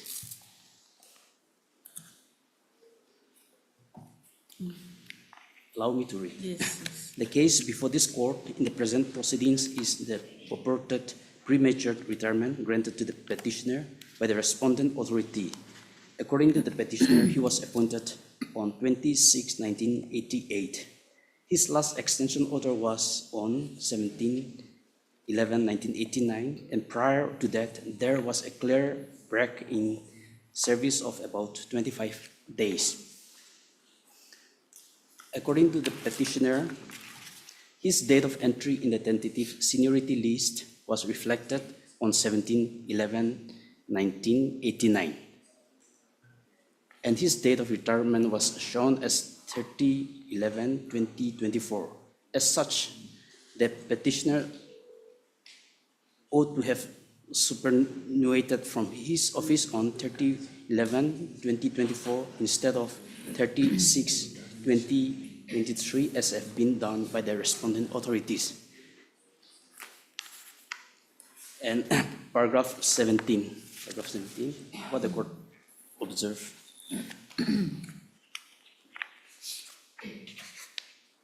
In WPC number 189/2020, there is a clear finding by the court that the petitioner was temporarily appointed for a period of 4 months with effect from 26/1998, and this contract service was extended from time to time, and subsequently by order dated 13/12/2002, petitioner came to be regularized with effect from such date. The extract of the service book, my ladyship, enclosed to the affidavit also reflects that the petitioner date of appointment was shown to be 28/1988, the initial appointment, even here. That apart, the representations preferred by the petitioner before the Additional Secretary, Government of Nagaland, Department of Law and Justice, also reflects that he was appointed on 28/1998. Therefore, a mere reflection in the tentative seniority list that his date of entry in service is 17/11/1989, and which entry is as revealed from the affidavit filed by the respondent was corrected, will not give the petitioner any right. Over and above, will not give the petitioner any right in the face of the entries made in his service book, as well as the finding of a coordinate bench in WPC number 189/2020, which was filed by the read petitioner himself. Furthermore, in his representations, the petitioner has stated he was appointed with effect from 28/1988. Paragraph 18, under such circumstances, the mere reflection of a date showing his entry into service in the tentative seniority list will not give the petitioner any vested right. as the said entry in the tentative seniority list also stood corrected. The entries in the service book have not been challenged by the petitioner at any point in time. So accordingly, the entry in the service book was entertained in this case. So in the same way, even the government saying that the date 26/2/1991 is entered in this service book, though there was a gap of 45 days, that has to be counted in as much as he has been enjoying the increment and other allowances. That is the sense of the government leadership. With this, so in the light of that. In that case, the government had also enclosed the extract from the service book. Yes, as per the finding of the PNR, it clearly says that the finding is page 35. It says that this is as per the service book, page 35. They have determined on the basis of the service book, even in this case.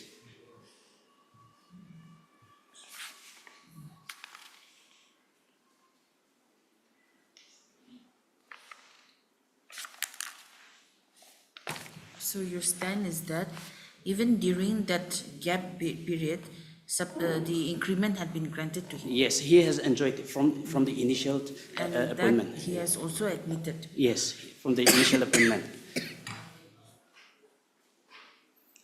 So after having enjoyed all these benefits in terms of increment and allowances, petitioner should not be allowed to appropriate and then reprobate leadership.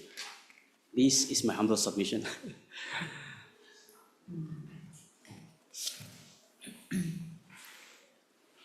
AG is also party. Yes, Your Lordship. As far as the respondent number 5 AG is concerned, we actually have no direct role at this present moment because the pension process is yet to be initiated.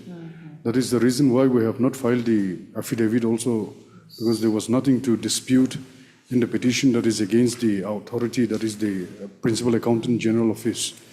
Lord, here the issue is whether the gap can be proved to the extent that no benefit as such has been extended to the petitioner. The CCS pension rules and the pronouncements of the authorities of this Honorable Court and the Honorable Supreme Court. So, since that dispute is directly not related to the AG, we have no role to play, and that is my humble submission, Your Lordship.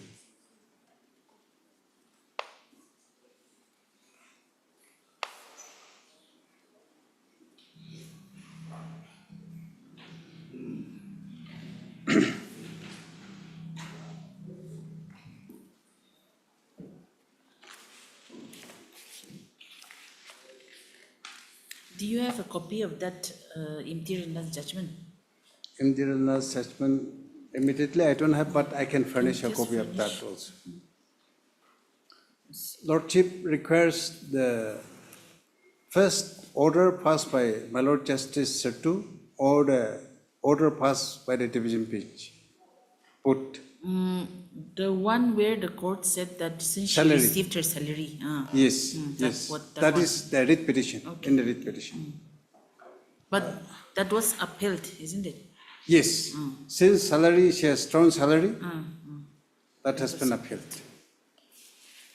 Now, let me start with the reply, with the second one, the Accountant General's reply. My learned friend, Mr. Joshua, has mentioned that AG do not have any role, but I would like to refer to 3 paragraphs where AG may have a role, but then since they have opted not to file affidavit, can we come to the writ petition, paragraph 16, 17, and 18, page 8 of the writ petition. May I read from 17? That the petitioner states that when a government servant retires from service, either on subordination or on completion of 60 years or on attaining 35 years of length of service, whichever is earlier, in terms of the Nagaland Retirement from Public Employment Act, all the relevant pension papers of the government servant concerned are forwarded to the Accountant General for fixation and finalization of the pension. On receipt of the relevant documents, the Accountant General will finalize the pension papers in accordance with provisions of pension rules. In case of the petitioner, the second date of joining on 15/1/1993 on contract basis shall be the determination date for fixation of his pension in terms of the pension rules, standing government OM and the law laid down by this Honorable Court, and as such, there is interruption in service between his first appointment on contract by order dated 26/2/1991 and his subsequent appointment on contract basis by order dated 15/1/1993, which entails forfeiture of his earlier service, and under such circumstances, the petitioner's pensionary benefits cannot be granted from his initial appointment. Because Accountant General is very particular in examining all this. But what happened, Lordship, one problem is, after the retirement, whatever Accountant General fixes the pension, we are not expert, so whatever amount it comes to the account, happily the retired person accept that. But the Accountant General will never calculate to grant pension when there is break in service, because it is contrary to the provisions of pension rules. Paragraph 18. That the petitioner states that the Accountant General, being the repository of all pension matters of government servants under the government of Nagaland, it would be reasonable and prudent on the part of the Accountant General to clearly state from which date the petitioner pension should be determined on his retirement. Otherwise, prejudice will be caused to the petitioner if he is released from service by computing a non-pensionable service as a pensionable service in violation of the well-settled principle of law. After the retirement, I will not know from which date my pension will be calculated by the Accountant General. Maybe they may exclude the period where there is gap or break. But so on that point, May I clarify on that from what my senior colleague has submitted? Paper has not reached us. If the paper has reached us, then we have... No. That is a different issue. But there are many cases like this which must be coming to the AG. So perhaps the practice... So if this Honorable Court feels that a clarification is to be given by the office of the AG, then I can seek for instruction so that we can clarify on that. If not, Your Lordship... Because that is the only point which the AG has to clarify. In any case, my Lord, until and unless the paper comes to AG, how can we comment when the paper has not reached us? Because when there is a gap, as the senior counsel has said, when there is a gap, it becomes non-pensionable. Yes, Your Lordship, that is there. And the pronouncement of this Honorable Court, the judgments of the Honorable Apex Court and the CCS pension rules, all those things are there. But until and unless the paper reaches us, we do not know whether he has enjoyed the benefit at that point of time, the gap period, whether he has enjoyed those benefits. And Your Lordship... as per PNR, they are saying that the increment has been enjoyed. Yes. So, my Lord, there is a dispute between them. Fact. Until and unless the paper reaches us, we are handbound. And their dispute, the dispute between the petitioner and the state respondents, they have to clarify that and bring it to us. And the paper is yet to reach the AG office. So before that, technically, my Lord, it becomes difficult for us. The senior counsel is trying to say is, if the state government is of the opinion that that period should be counted, and he is retired, and the papers come to the AG, then will the AG consider it from his, will that be considered? That is the whole point. Yes. That is what he's apprehending. And that will be told after retirement. Yes, that's why, with abundant caution, we implemented AG as a party, and categorical statement has been made in paragraph 17 and 18. 17 and 18. So that proper assistance can be given by the AG, because that will be very vital also. In fact, in the beginning part of this... There may have been instances, other cases also, which may have come to the AG, such similar cases. I can get verbal instruction also, but it may not be possible today, but... No, not today. Yes, Your 1 or Lordship. 2 days. Within a day or two. Within a day can or two. make an endeavor. Tomorrow is Wednesday, so you have Thursday. petition with you, so Thursday. Thursday. Okay. Your Lordship. We'll keep it part Leaving that, just to conclude my argument, Yes. on reply to the submission of my learned friend K. Ankami, so far as brick and cap is concerned, they have admitted in their affidavit also, yes, there is a cap. But you have enjoyed increment, that's why we have counted. So that was the contention. In that, on that point, the reply is, Act is silent about any increment of that sort or benefit. And the Office Memorandum of 31st August 2017 is also very clear. And when there is a break, it should not be counted. That is clear from the judgment passed by this Honorable Court. So it is just to fortify their argument. They are bringing this issue. Second point, my learned friend has referred to the Sarjit Singh's case. Sarjit Singh's case is a case where he was appointed and a talk in the establishment of Advocate General, Gauhati High Court. He was posted in inquiry. It is from the law department. He was an employee of the law department. There was extension after extension, 5 extension orders.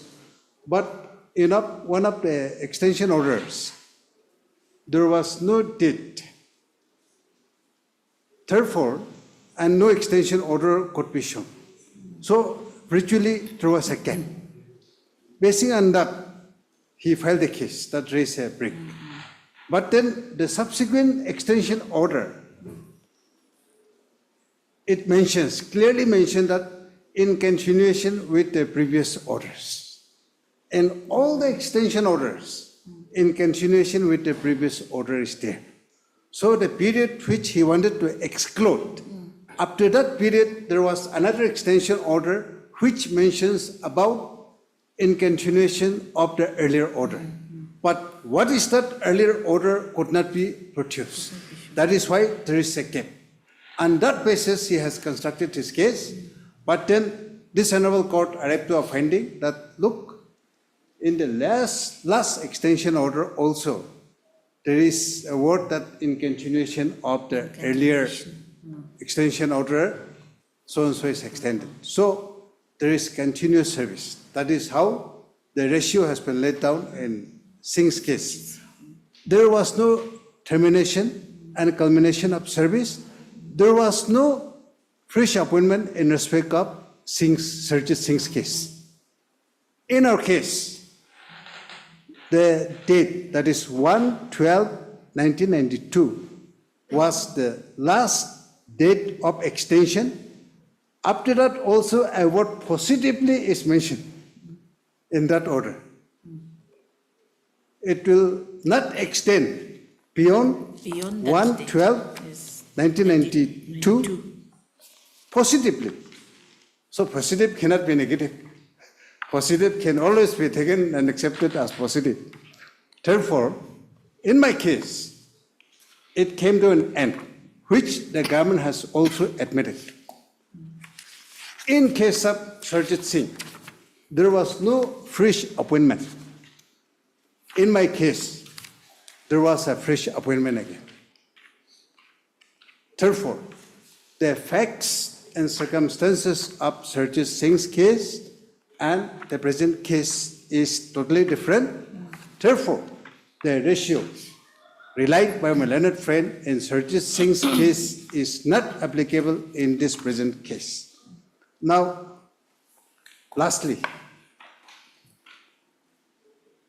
I would like to refer to page 44 of the writ petition, the last page, repeating the same office memorandum of the relevant portion, that is second last paragraph. Now, therefore, it has been decided that the period of service rendered on an ad hoc contract, work charge, substitute basis, which is followed by regularization or regular appointment without break or gap in service, except resignation, shall be treated as public employment under the Nagaland Retirement from Public Employment Act. Now, so far as petitioner is concerned, it is not a case of regularization. His initial appointment on contract is followed by regularization or regular appointment. It is not so. So both the conditions are not present in case of the petitioner. All along, government is thinking that it should be a case where the person should be appointed on contract or a top, and it should be followed by regularization or regular appointment. That period should be counted, yes. When there is continuity, when there is no interruption, definitely it will be counted. But once there is interruption, it becomes a non-pensionable service. Therefore, a definition of public employment will not be. So, Lordship, so far as law is concerned and the concept, it is very clear. There is no ambiguity. Therefore, the effective date of counting the length of service in respect of the petitioner should be 15/1/1993, Lordship. Please, Your Lordship. Yes. I have already apprised the AG office that I will be coming for clarification that has been sought by my learned senior colleague. But here the question which I'd like to clarify before I go is, even assuming that the petitioner has been given some benefits of the gap period, what this Honorable Court wants to know is whether that long gap between the two appointments, whether it's long or short, yes. And my Lord, in an issue where there is a fresh appointment, if we have to go by the submission of my senior colleague for the petitioner, even if there is a fresh appointment, if the benefit is enjoyed, and within that break period, if it is to be counted, then will it lead to some technical problem in the pension process? Is that the question which this Honorable Court wants to know? Yes, because if that is counted, then it is okay. But if it is treated as a gap by the AG, then it will be a problem for him. Because of the fresh appointment? Yes, because of the fresh appointment. Okay, then. Oblige, Your Lordship. So far as existence of break is concerned, government affidavit has also admitted that yes, there is a break. There's a break. But since he has enjoyed increment during that period, it should be counted. That is the contention of the government. Yes. But Yes, our government contention also is, admits that break is there. my contention is, Accountant General will never grant pensionary benefit when there is interruption in service. Therefore, when there is interruption in the service, whether it is pensionable or not. That's why. That's There's an interruption, yes, there is a yes. break. Yes, because there is an issue, according to some settled principles of law, which I do not have the judgments with me right now, but there is an issue where there is there is no fresh appointment, and where there is fresh appointment, as my learned senior colleague was mentioning about the case of Surjit Singh. Now, in a fresh appointment, if the earlier one is totally, technically we have to, if we have to accept that the earlier appointment is totally done away with the fresh appointment, then the question of whether benefit was granted or not, that will become immaterial. And the issue is which date is pensionable. So I believe I have understood the issue. And the issue of resignation is not involved here. Yes. No, it's not resignation. Because when issue of resignation is involved, again, there is some technical resignation and normal resignation. In case of technical resignation, even if there is break or gap, that will be counted. That will be condoned under Rule 28. That is also there. But here, there is the issue of resignation is not there. Yes, resignation issue is not there. Yes. Counsel, Mr. Senior Counsel, Mr. Siti Jamir, assisted by Mr. I am Chen. Also heard Mr. K. Angami, Senior Government Advocate for the State Respondents, and Mr. Joshua Sheki for the Respondent number 5. Matter is part third, list on Thursday. Lordship. Yes. And which date, my learned friend? On which date the Learned Counsel for the Accountant General shall obtain the instructions. Blush, Lord.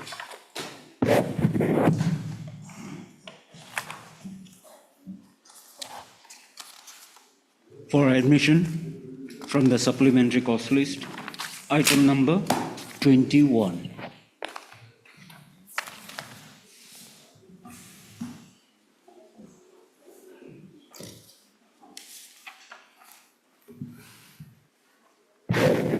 May it please, my Lord. Lordship, this is a common case, but however, before coming to the judgment that I am relying on, I may be allowed a short time to throw some light on the facts of the present case.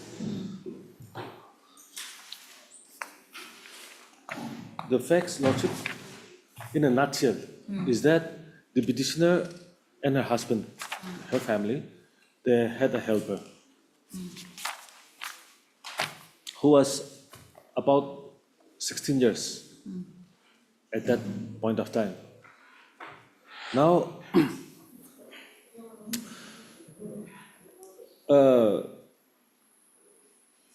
in order to make her employable in future also, the petitioner and her husband has been giving her tailoring trainings in an institution which gives such trainings, Lordship. And this helper, she was in the habit of stealing things from time to time. But they have only advised her and gave her proper instructions, and that saying that these habits should be avoided. But on this fateful day, what happened was that she did not only steal for herself. Earlier, money and materials, items, she used to steal and keep for herself. But on this particular day, what happened was that she stole and then she sold the items to another neighbor who is also a housewife. So the other housewife, without knowing that it was a stolen item, she had purchased it and very happily, in fact, came to the petitioner's house and said like, since your helper was selling these things, I have purchased those items from her. So, impulsively, in a fit of rage, with a stick, she had beaten the domestic helper once or twice. Now, immediately thereafter, a FIR was registered. Now, this domestic helper, she belonged to the Imkyong tribe, whereas the petitioner, she is from the Rengma tribe. So the Imkyong Lipiro Arihako, which is the women association, Apex Tribal Women Association at Kohima, the General Secretary and the President filed a case at Women Police Station against the present petitioner.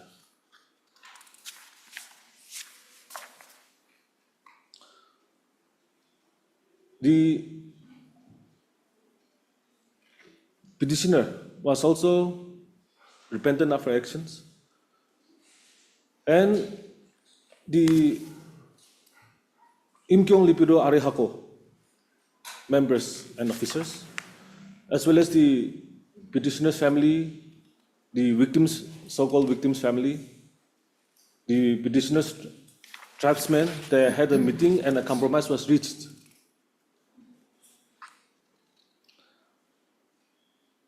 And later on, the petitioner who was arrested was also enlarged on bail. Now, initially, the case was, Section 8 of the POCSO was also included in the charge of, in the allegations, Lordship. However, by an order passed by the learned CJM on 21/3/2025, Section 8 of the POCSO Act was dropped. Now, my Lord, we are here before this honorable court praying for quashing of the FIR. Based on compromise. Yes, on the compromise. And the FIR informants, that is the General Secretary and the President of the Imkyong Lipido Arihako, they have also withdrawn the FIR before the Women PS, which I have also annexed in their application, the withdrawal application, as well as the compromise. Those two documents I have enclosed in this petition, my Lord. Now, if I may be allowed to quickly take my lord to page 18, Annexure 3. Okay, Annexure 3 is the agreement. Yes. This is between the accused and the Im Kyung Union. they are the informants. Yes. Im Kyung Union and Im Kyung the bureau. Yes. Ari Hakko. Yes. They are the complainants. Yes, they are the complainants. And Shri Thanglokat. This is the husband of the Husband of the accused. Husband of the accused. Party. Then where is the withdrawal of the FIR? It is at Annexure 6, page 24.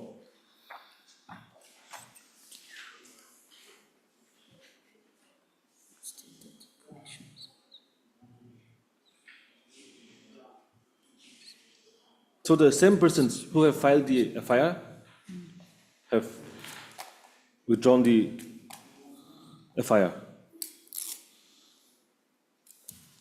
The FIR is at page 16. The written FIR. The copy of the original FIR.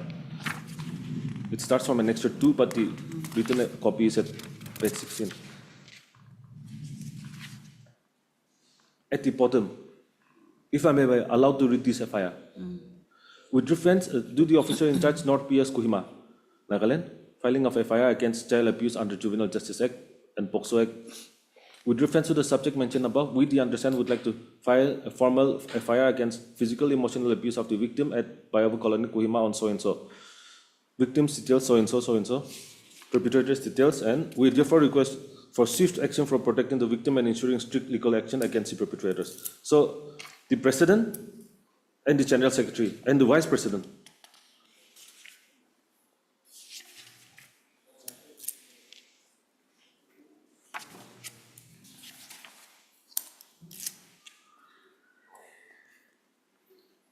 We have implemented the FIR informants, both of them, as respondents 2 and 3. We have implemented the local guardian here of the victim as respondent number 4, and the victim herself. They have also filed an affidavit before this honorable court. Can we dispose it off then on the basis of the compromise? My lord, in criminal petition 44 of 2024, which I have annexed Annexure 7, a similar matter was allowed. No, this court also, in many other petitions, Yes, my lord. on the basis of compromise is allowed, provided that the respondents have also come before the court. Yes, my lord. Your Ladyship, a CD has come. If your Ladyship may kindly peruse the CD, I would like to like your Lordship will go through. POCSO has been dropped, but POCSO has been dropped, but Juvenile Justice Act 75 is still there. And the cruel action towards the accused, the victim, your Ladyship may kindly peruse the statement of the victim. one thing is, can it lead to a conviction? If Your it Lordship, goes the to remoteness of the conviction cannot be a ground at this stage because there is prima facie case. Now the grounds for quashing of an FIR is clearly, the guidelines is clearly there in the, guidelines, Supreme Court guideline is that if there is no prima facie case, if there is, if the FIR has been filed mala fide, those things, your Lordship, those things are not there. Nothing has been demonstrated, your Ladyship. So your Ladyship here, since there is already an since there is already a prima facie case, there is enough evidence to proceed against the accused. And but if the PWs don't cooperate, then your Ladyship, that will be taken care of the at the respondents will be the PWs, the main PWs. True, your Ladyship. So if the PWs, the main starting when evidence is adduced, the number one PW will be the informant. Ladyship. So if the informant goes against the prosecution, your Ladyship, then here, the case. your goes- Ladyship, that is the whole whole problem. That will, On that ground, yes, yes. on that ground, Supreme Court in Narendra Singh has allowed the criminal petition praying for quashing of the FIR filed under 307, that is attempt to murder, which is a more severe and serious offense. No, that's what I'm Yes. saying. PW1 will always be the informant. Your Ladyship, Your So Ladyship. the moment the informant comes and tells the court that they do not wish to pursue, then the whole case goes. That is there, Your Ladyship. But then when we see the nature of the No, offense, that I know. The nature of offense is very grave. It should not have happened. But when they themselves don't want to pursue, Your Ladyship, then where's the my point? objection may be recorded and Yes, then, of yes, course, yes, of yes, course. Your Ladyship, on the CD, So your CD ground has would been be called, so- prima facie case yes, is there. yes. And The independent statement of the witness, it's corroborative with the statement of the victim. And Your Ladyship, will see the statement of the victim. The statement of the child reveals an extremely vulnerable and tragic situation, Your Ladyship. this is the The child, this yes. The child was subject to severe physical and mental cruelty by her aunt. Page 2, statement of the victim. Page 2 and 3.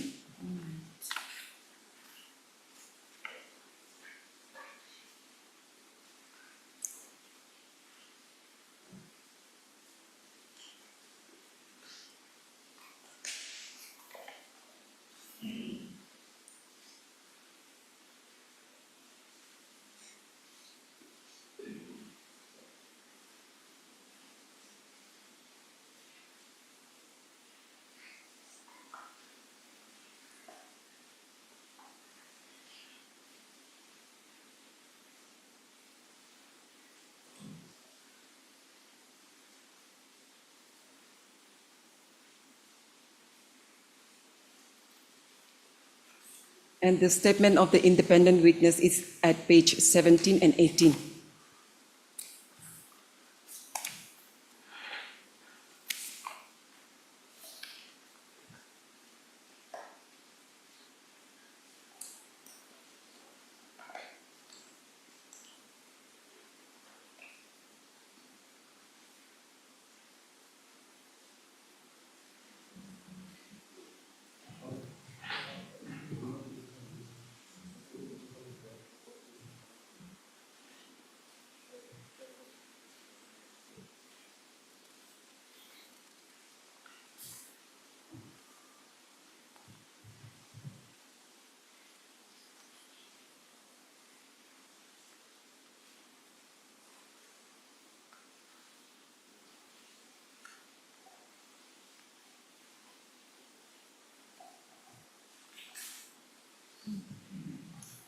Yes, definitely the prima facie case is there.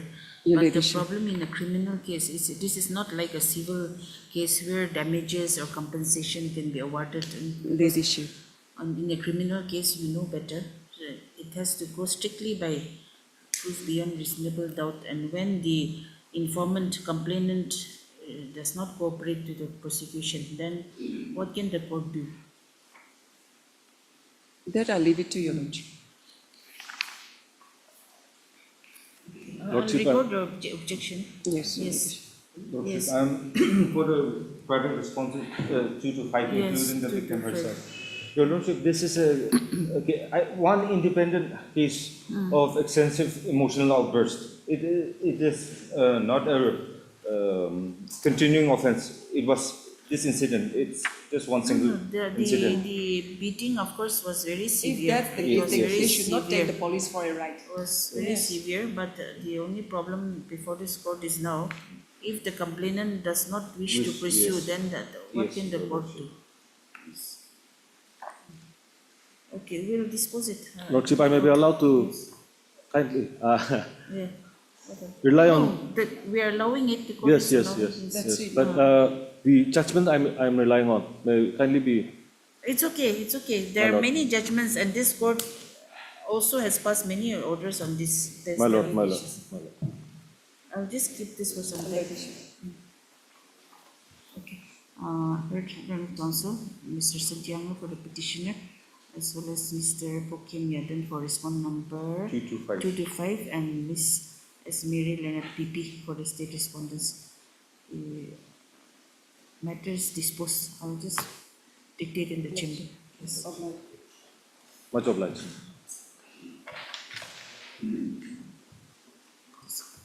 Goes on.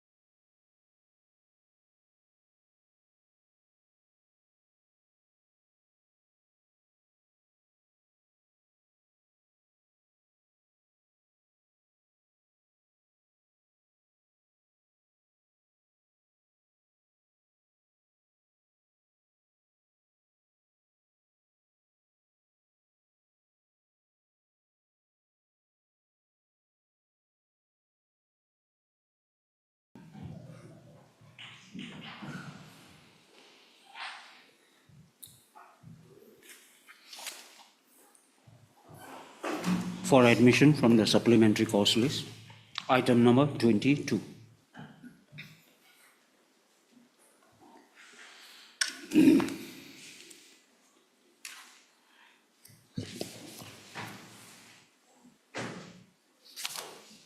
What is this IA for? Oh, condonation. Yes. My Lord, in my prayer, in my IA,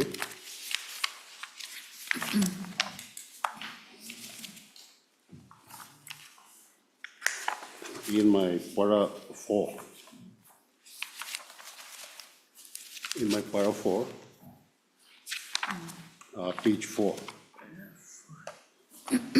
Yes. third para, it is stated the provision laid down under the Limitation Act as per schedule. Para? Para 4. Your para 4. Yeah, page 4. Okay. Third para. The provision laid down? Yes. Yeah, laid down under the Limitation Act as per the Schedule 1, Rule 131, read as to any court for the exercise of its power of revision under the Civil Procedure Code or of the Code of Criminal Procedure is 90 days. So hence the present application or delay is within the ambit of the provision, and as such the Honourable Court may issue or pass appropriate orders in the light of the aforesaid provision highlighted. My prayer is to consider the reason I don't given. understand. You mean to say that you have filed within 90 days? Exactly. Then why the continuation application?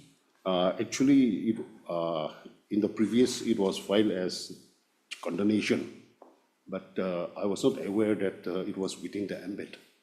So I have made an application as such that the application was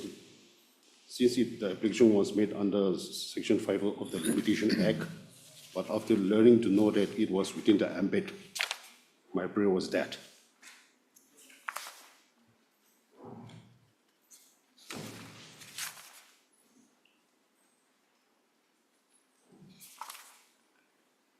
And say the revision such and such along with IA.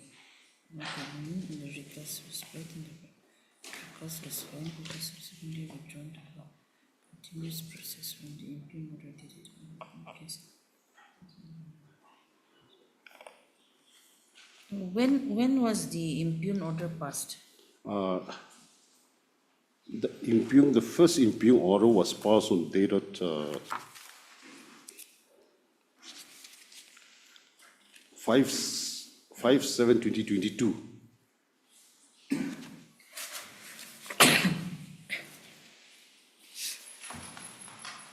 Five 7/2022. Yes. My Lord may come to my reply to the objection.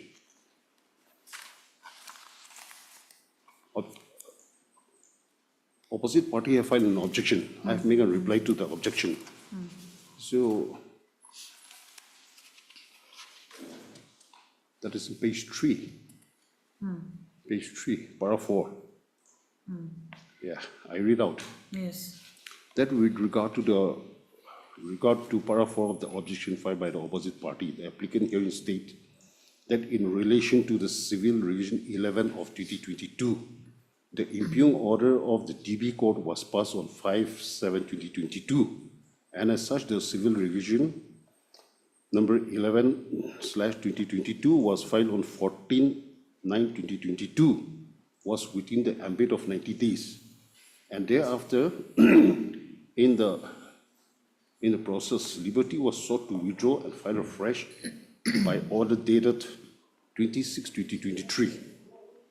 Now that the present Civil Revision 11/2023 was filed on 6/9/2023, that from the date of withdrawal of the Civil Revision 11 of 2022 by its order dated 26/2023, computing the date of withdrawal till the time of filing the present Civil Revision 11 of 2023, along with the IA 111 of 2023 on dated 6/9/2023 is within the ambit of 90 days.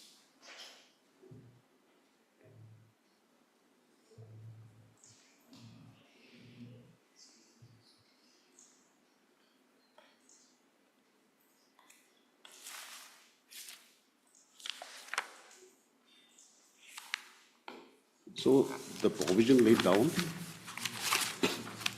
in the Limitation Act, this Article 131, this is in my IA, the page 12.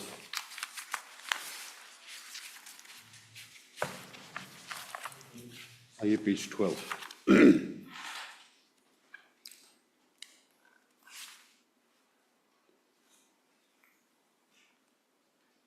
IA page 12. I read, to any court for the exercise of its power of revision under the Civil Procedure Code, 1908, or the Civil Procedure Code, 1898, it's 90 days. The date of the decree or the order or sentence sought to be revised. So the application, the IA application was within the ambit of 90 days.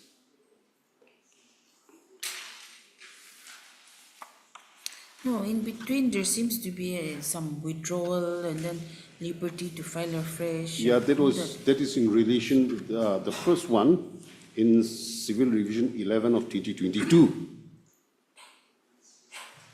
That is in my reply, page 3. Page 3.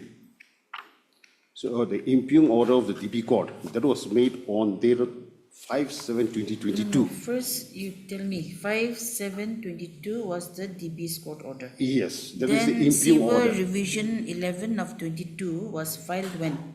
That was filed on 14/9/2022. 14/9/2022. That is within time. You Yeah, have that's filed. within time.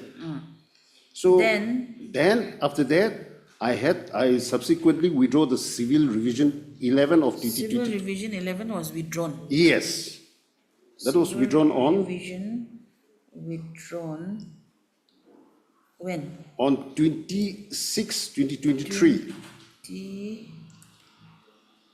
6/2023. 26/2023. Yes, with liberty to file fresh. Then when was it filed again? Then it When was filed on 6/9/2023. We filed on 6/9/2023. 2023. Yes. So the date of withdrawal was on 26/23, and the So now, and after that, you refiled this present petition, Civil Revision 11 of 23, on 6/9/23. Exactly. So now you have to explain the delay from 26/23 to 6/9. Yes. So Yes. that's what I'm saying, the civil revision, the second civil revision. That also was filed within the limitation, within the period of. Because you have to count from 5/7/22. So counting from 5/7/22, 5/7, 5/8, 5/9. So by 5/10/2022, that Yeah. 90 days had already expired. Yes, but. So when you filed on 6/9/2023, already No. The impugn order was on date of 5/7/2022. I filed against the impugn order on dated 14/9/2022. That is in relation to the Civil Revision 11 of 2022. Yes. Yes. But then you have already withdrawn. I've You've already withdrawn. Yes, I've withdrawn the same. Yes, you have already Yes. withdrawn. Yes. So now limitation starts running again. It will start running again because, and you have to explain that in between why that delay took place before refiling. That delay you have to explain. My lord, I was of the view because the first What was. is your objection? You have filed objection. Yes, my lord. As my lord has rightly pointed out, in this case, the delay, No doubt, the first petition was on time. Yes. But Yes. after that, you withdrew it. I withdrew So- it. Yes, so With the after liberty withdrawal, to file think fresh. that now everything is over. Okay, matter Yes. is closed. Yes. So now limitation is running against you. Okay. Once you have withdrawn. Yes. Okay, so the next time when you file, you will have to explain that delay in between. Because by the time you file on 6/9/23, Yeah. that 90 days had already expired. So you have to explain the delay. Within That delay, yes, yes. So that means delay is there. Okay. Just because you withdraw doesn't mean that the time stops running. Isn't it? Yes, what have you said in your reply, in your objection? Yes. An averment has been made that after the petitioner has withdrawn the civil revision petition, a new leash of life is given to the petitioner. So that is misplaced, Lordship. That cannot Yes. be. And That cannot also, to just cut to the chase, Your Honor, no sufficient cause has been assigned as per the definition that has been defined by the Supreme Court. No facts and figures has been highlighted indicating as to why there has been delay. Instead, the averments made in the IA is only to the effect that he has withdrawn and therefore when he filed, he was not under any obligation to give any explanation and that before he was this within honorable time. court. That's Yes, what it is. yes, Your Honor. But that is not the case. Yes, yes, Your Honor. That is not the case. The moment you withdrew, Yes. the time starts running again. The limitation period. Okay. That's why once you have withdrawn, you have to refile at the earliest. Because even in other cases, for example, someone withdraws and they refile it. So that period between even if it's 2 days or 3 days, they explain that I had withdrawn, but during this time it was like this, and so today I'm filing it. And within this withdrawal and this filing, so many days has expired. So many days have gone by. That's how the limitation is explained. So this, how can you say that it's within time? I was of the view that since the first application was filed, it was withdrawn with liberty to file afresh. And the Yes, second with was done. liberty, but Yes. you file only after about 3 months, isn't it? Lordship, yes. Yes. Within a span of 90 days as claimed by the petitioner, but No. that is not You were sustainable in under law, a Lordship. wrong impression. Yes. Because that 90 days will count from 5/7/22. From the date of the DB's judgment. Yes. It will count from there because once you've withdrawn means again the time will start running. Again from 5/7. From 14/9, yes. 14/9 when you withdrew, again it will start running because now it's as if there's no petition at all. Okay, you got my point. My lord. When you withdraw, it's as if now there's no petition at all. So you have to count till 6/9/23. So what do you want to do? You want to withdraw and refile? Otherwise, I'm going to dismiss it. To explain is going to be a big problem now. No, you have to explain if you want to file.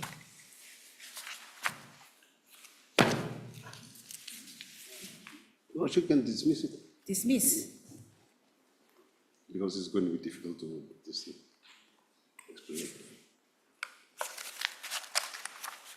You can always withdraw and take a chance. Dismissal, once it's dismissed means everything is barred. Of course. Yes. I know. If you want to take that chance, it's fine. Okay, then give a chance. Yes. Yeah. Learned Counsel, Mr. Elliot Zhao has prayed for withdrawal of the application with liberty to file afresh. So accordingly, application is disposed of as withdrawn with liberty. Yes. This is IA, okay? Already IA. Yes.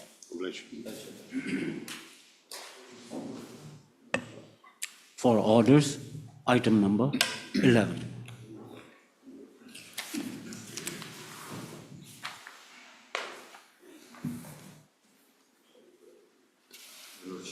I have filed my Nagaland this morning.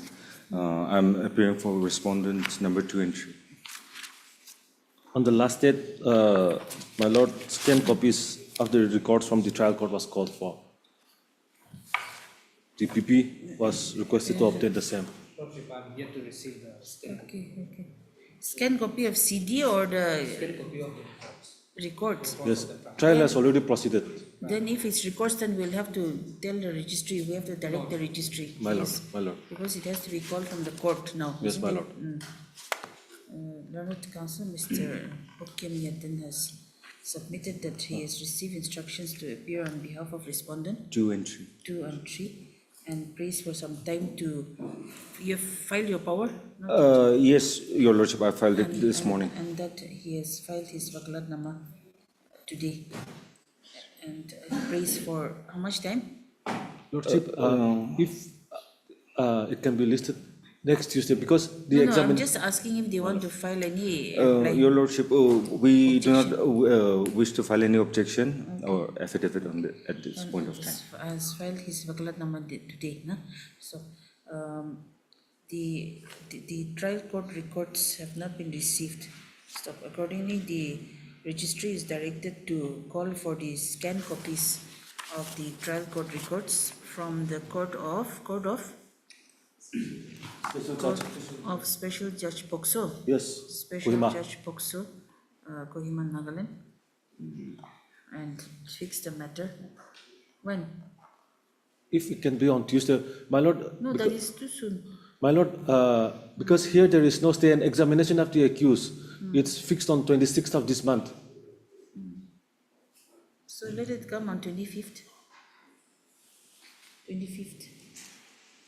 On 25th. Is that okay? 25th, if it can kindly be upgraded in the list. Today yes. is, so that's more than a week. Yes. Today is Yes. 16th. I am highly Slightly more than a yes. week. I don't know whether the records will be able to reach by then. If we can call for scanned copies, my lord. No, scan copies also. I know the condition of the trial records. Yes. Okay, 25th. Otherwise, we might be required to file an IR praying for a stay of the criminal proceedings. Okay, 25th, we'll try. My lord, if it can kindly be on 24th, because I don't want to take chances. Once examination is conducted, ordinarily courts are reluctant to allow 311 applications. Okay, 24th then. 24 is a Wednesday. Oh, 24th is a Wednesday, yes. Then 25th, 23rd? 25th, yes, 25th, let it be 25th. 25th, better to not to take chances.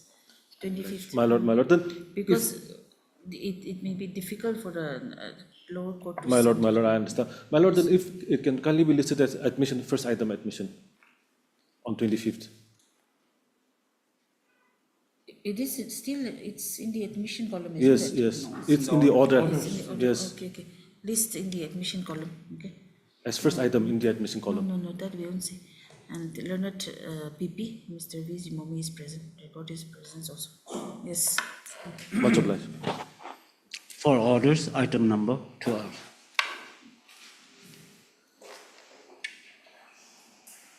May I please, Lordship? Lordship, in the previous occasion, I have seek permission from this court to serve notice upon respondent 2 and 3 through paper publication, Lordship. But due to some communication gap with the insurance company, we couldn't. So, if this court may grant me some more time. The petitioner said is allowed to take steps for substituted service. Okay, so that's not done. Yes. Not done. So, if the matter may be listed on 14th of October next month. Learned counsel for the petitioner, Mr. Lakia Pom is present. On 25/8/2025, this court had allowed the applicant to take steps for service on respondent number 2 and 3 by way of newspaper publication. Stop. He submits that due to some communication problem, the same has not been done. Stop. Accordingly, he prays for listing the matter of, on 14th. Lordship. On 14th October 2025. And in the meantime, he may be allowed another chance to take steps on the respondent number 2 and 3 by newspaper publication. Stop. Learned counsel for the respondent number 1, claimant Mr. Meto Vera is present and has no objections to the said prayer. List the matter on 14/10/2025 in order to enable the applicant to take steps for the respondent number 2 and 3. Yes. Obliged, madam. for orders from the supplementary cause list. Item number 23. Please, my lord. Here the present IA has been filed for implement of the new respondent number 6, where in the present contempt petition, the respondent number 1, Anup Kinji, has been transferred and yes, no longer holding the post as PNER Commissioner Secretary.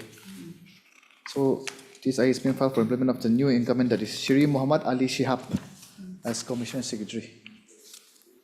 This application has been filed praying for impleadment of Shri Muhammad Ali Shihab, IS, Commissioner Secretary to the Government of Nagaland, Department of Personnel and Administrative Reforms, Nagaland, as respondent number 6 in the connected COP number 5 of 2024. Stop. Third Council, Mr. S. Falling for the petitioner, applicant. So it is stated that the civil original contempt petition number 5 of 2025 has been filed on 15/4/2024 and is pending before this court. In the meantime, during the pendency, the respondent number 1, Shri Anup Kinji, IS, who was the Commissioner and Secretary, Department of PNAR, has since been transferred out, and presently the new incumbent, Shri Muhammad Ali Shihab, IS, is the new incumbent, is holding the post. Stop. It is therefore prayed that the respondent, Shri Muhammad Ali Shihab, IS, may be allowed to be impleaded as respondent number 6 in the connected COP 5 of 2024. Stop. Considering the facts and circumstances, this petition application is allowed. The petitioner is allowed to amend the cause title accordingly, impleading Mr. Muhammad Ali Shihab, IS, as the new respondent number 6 in the COP 5 of 2024. So application is disposed. My lord, in the main contempt petition, after filing of the contempt, I may be allowed to take steps upon newly respondent 6. No, you first take Lordship. the steps and then after that we'll allow. Yes. Publish.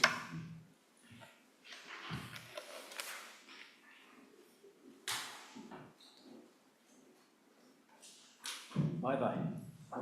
Dispose. Divorce. Awe, Pugo, Polo, Tushi, Vincent, Kevin. Anyone out there?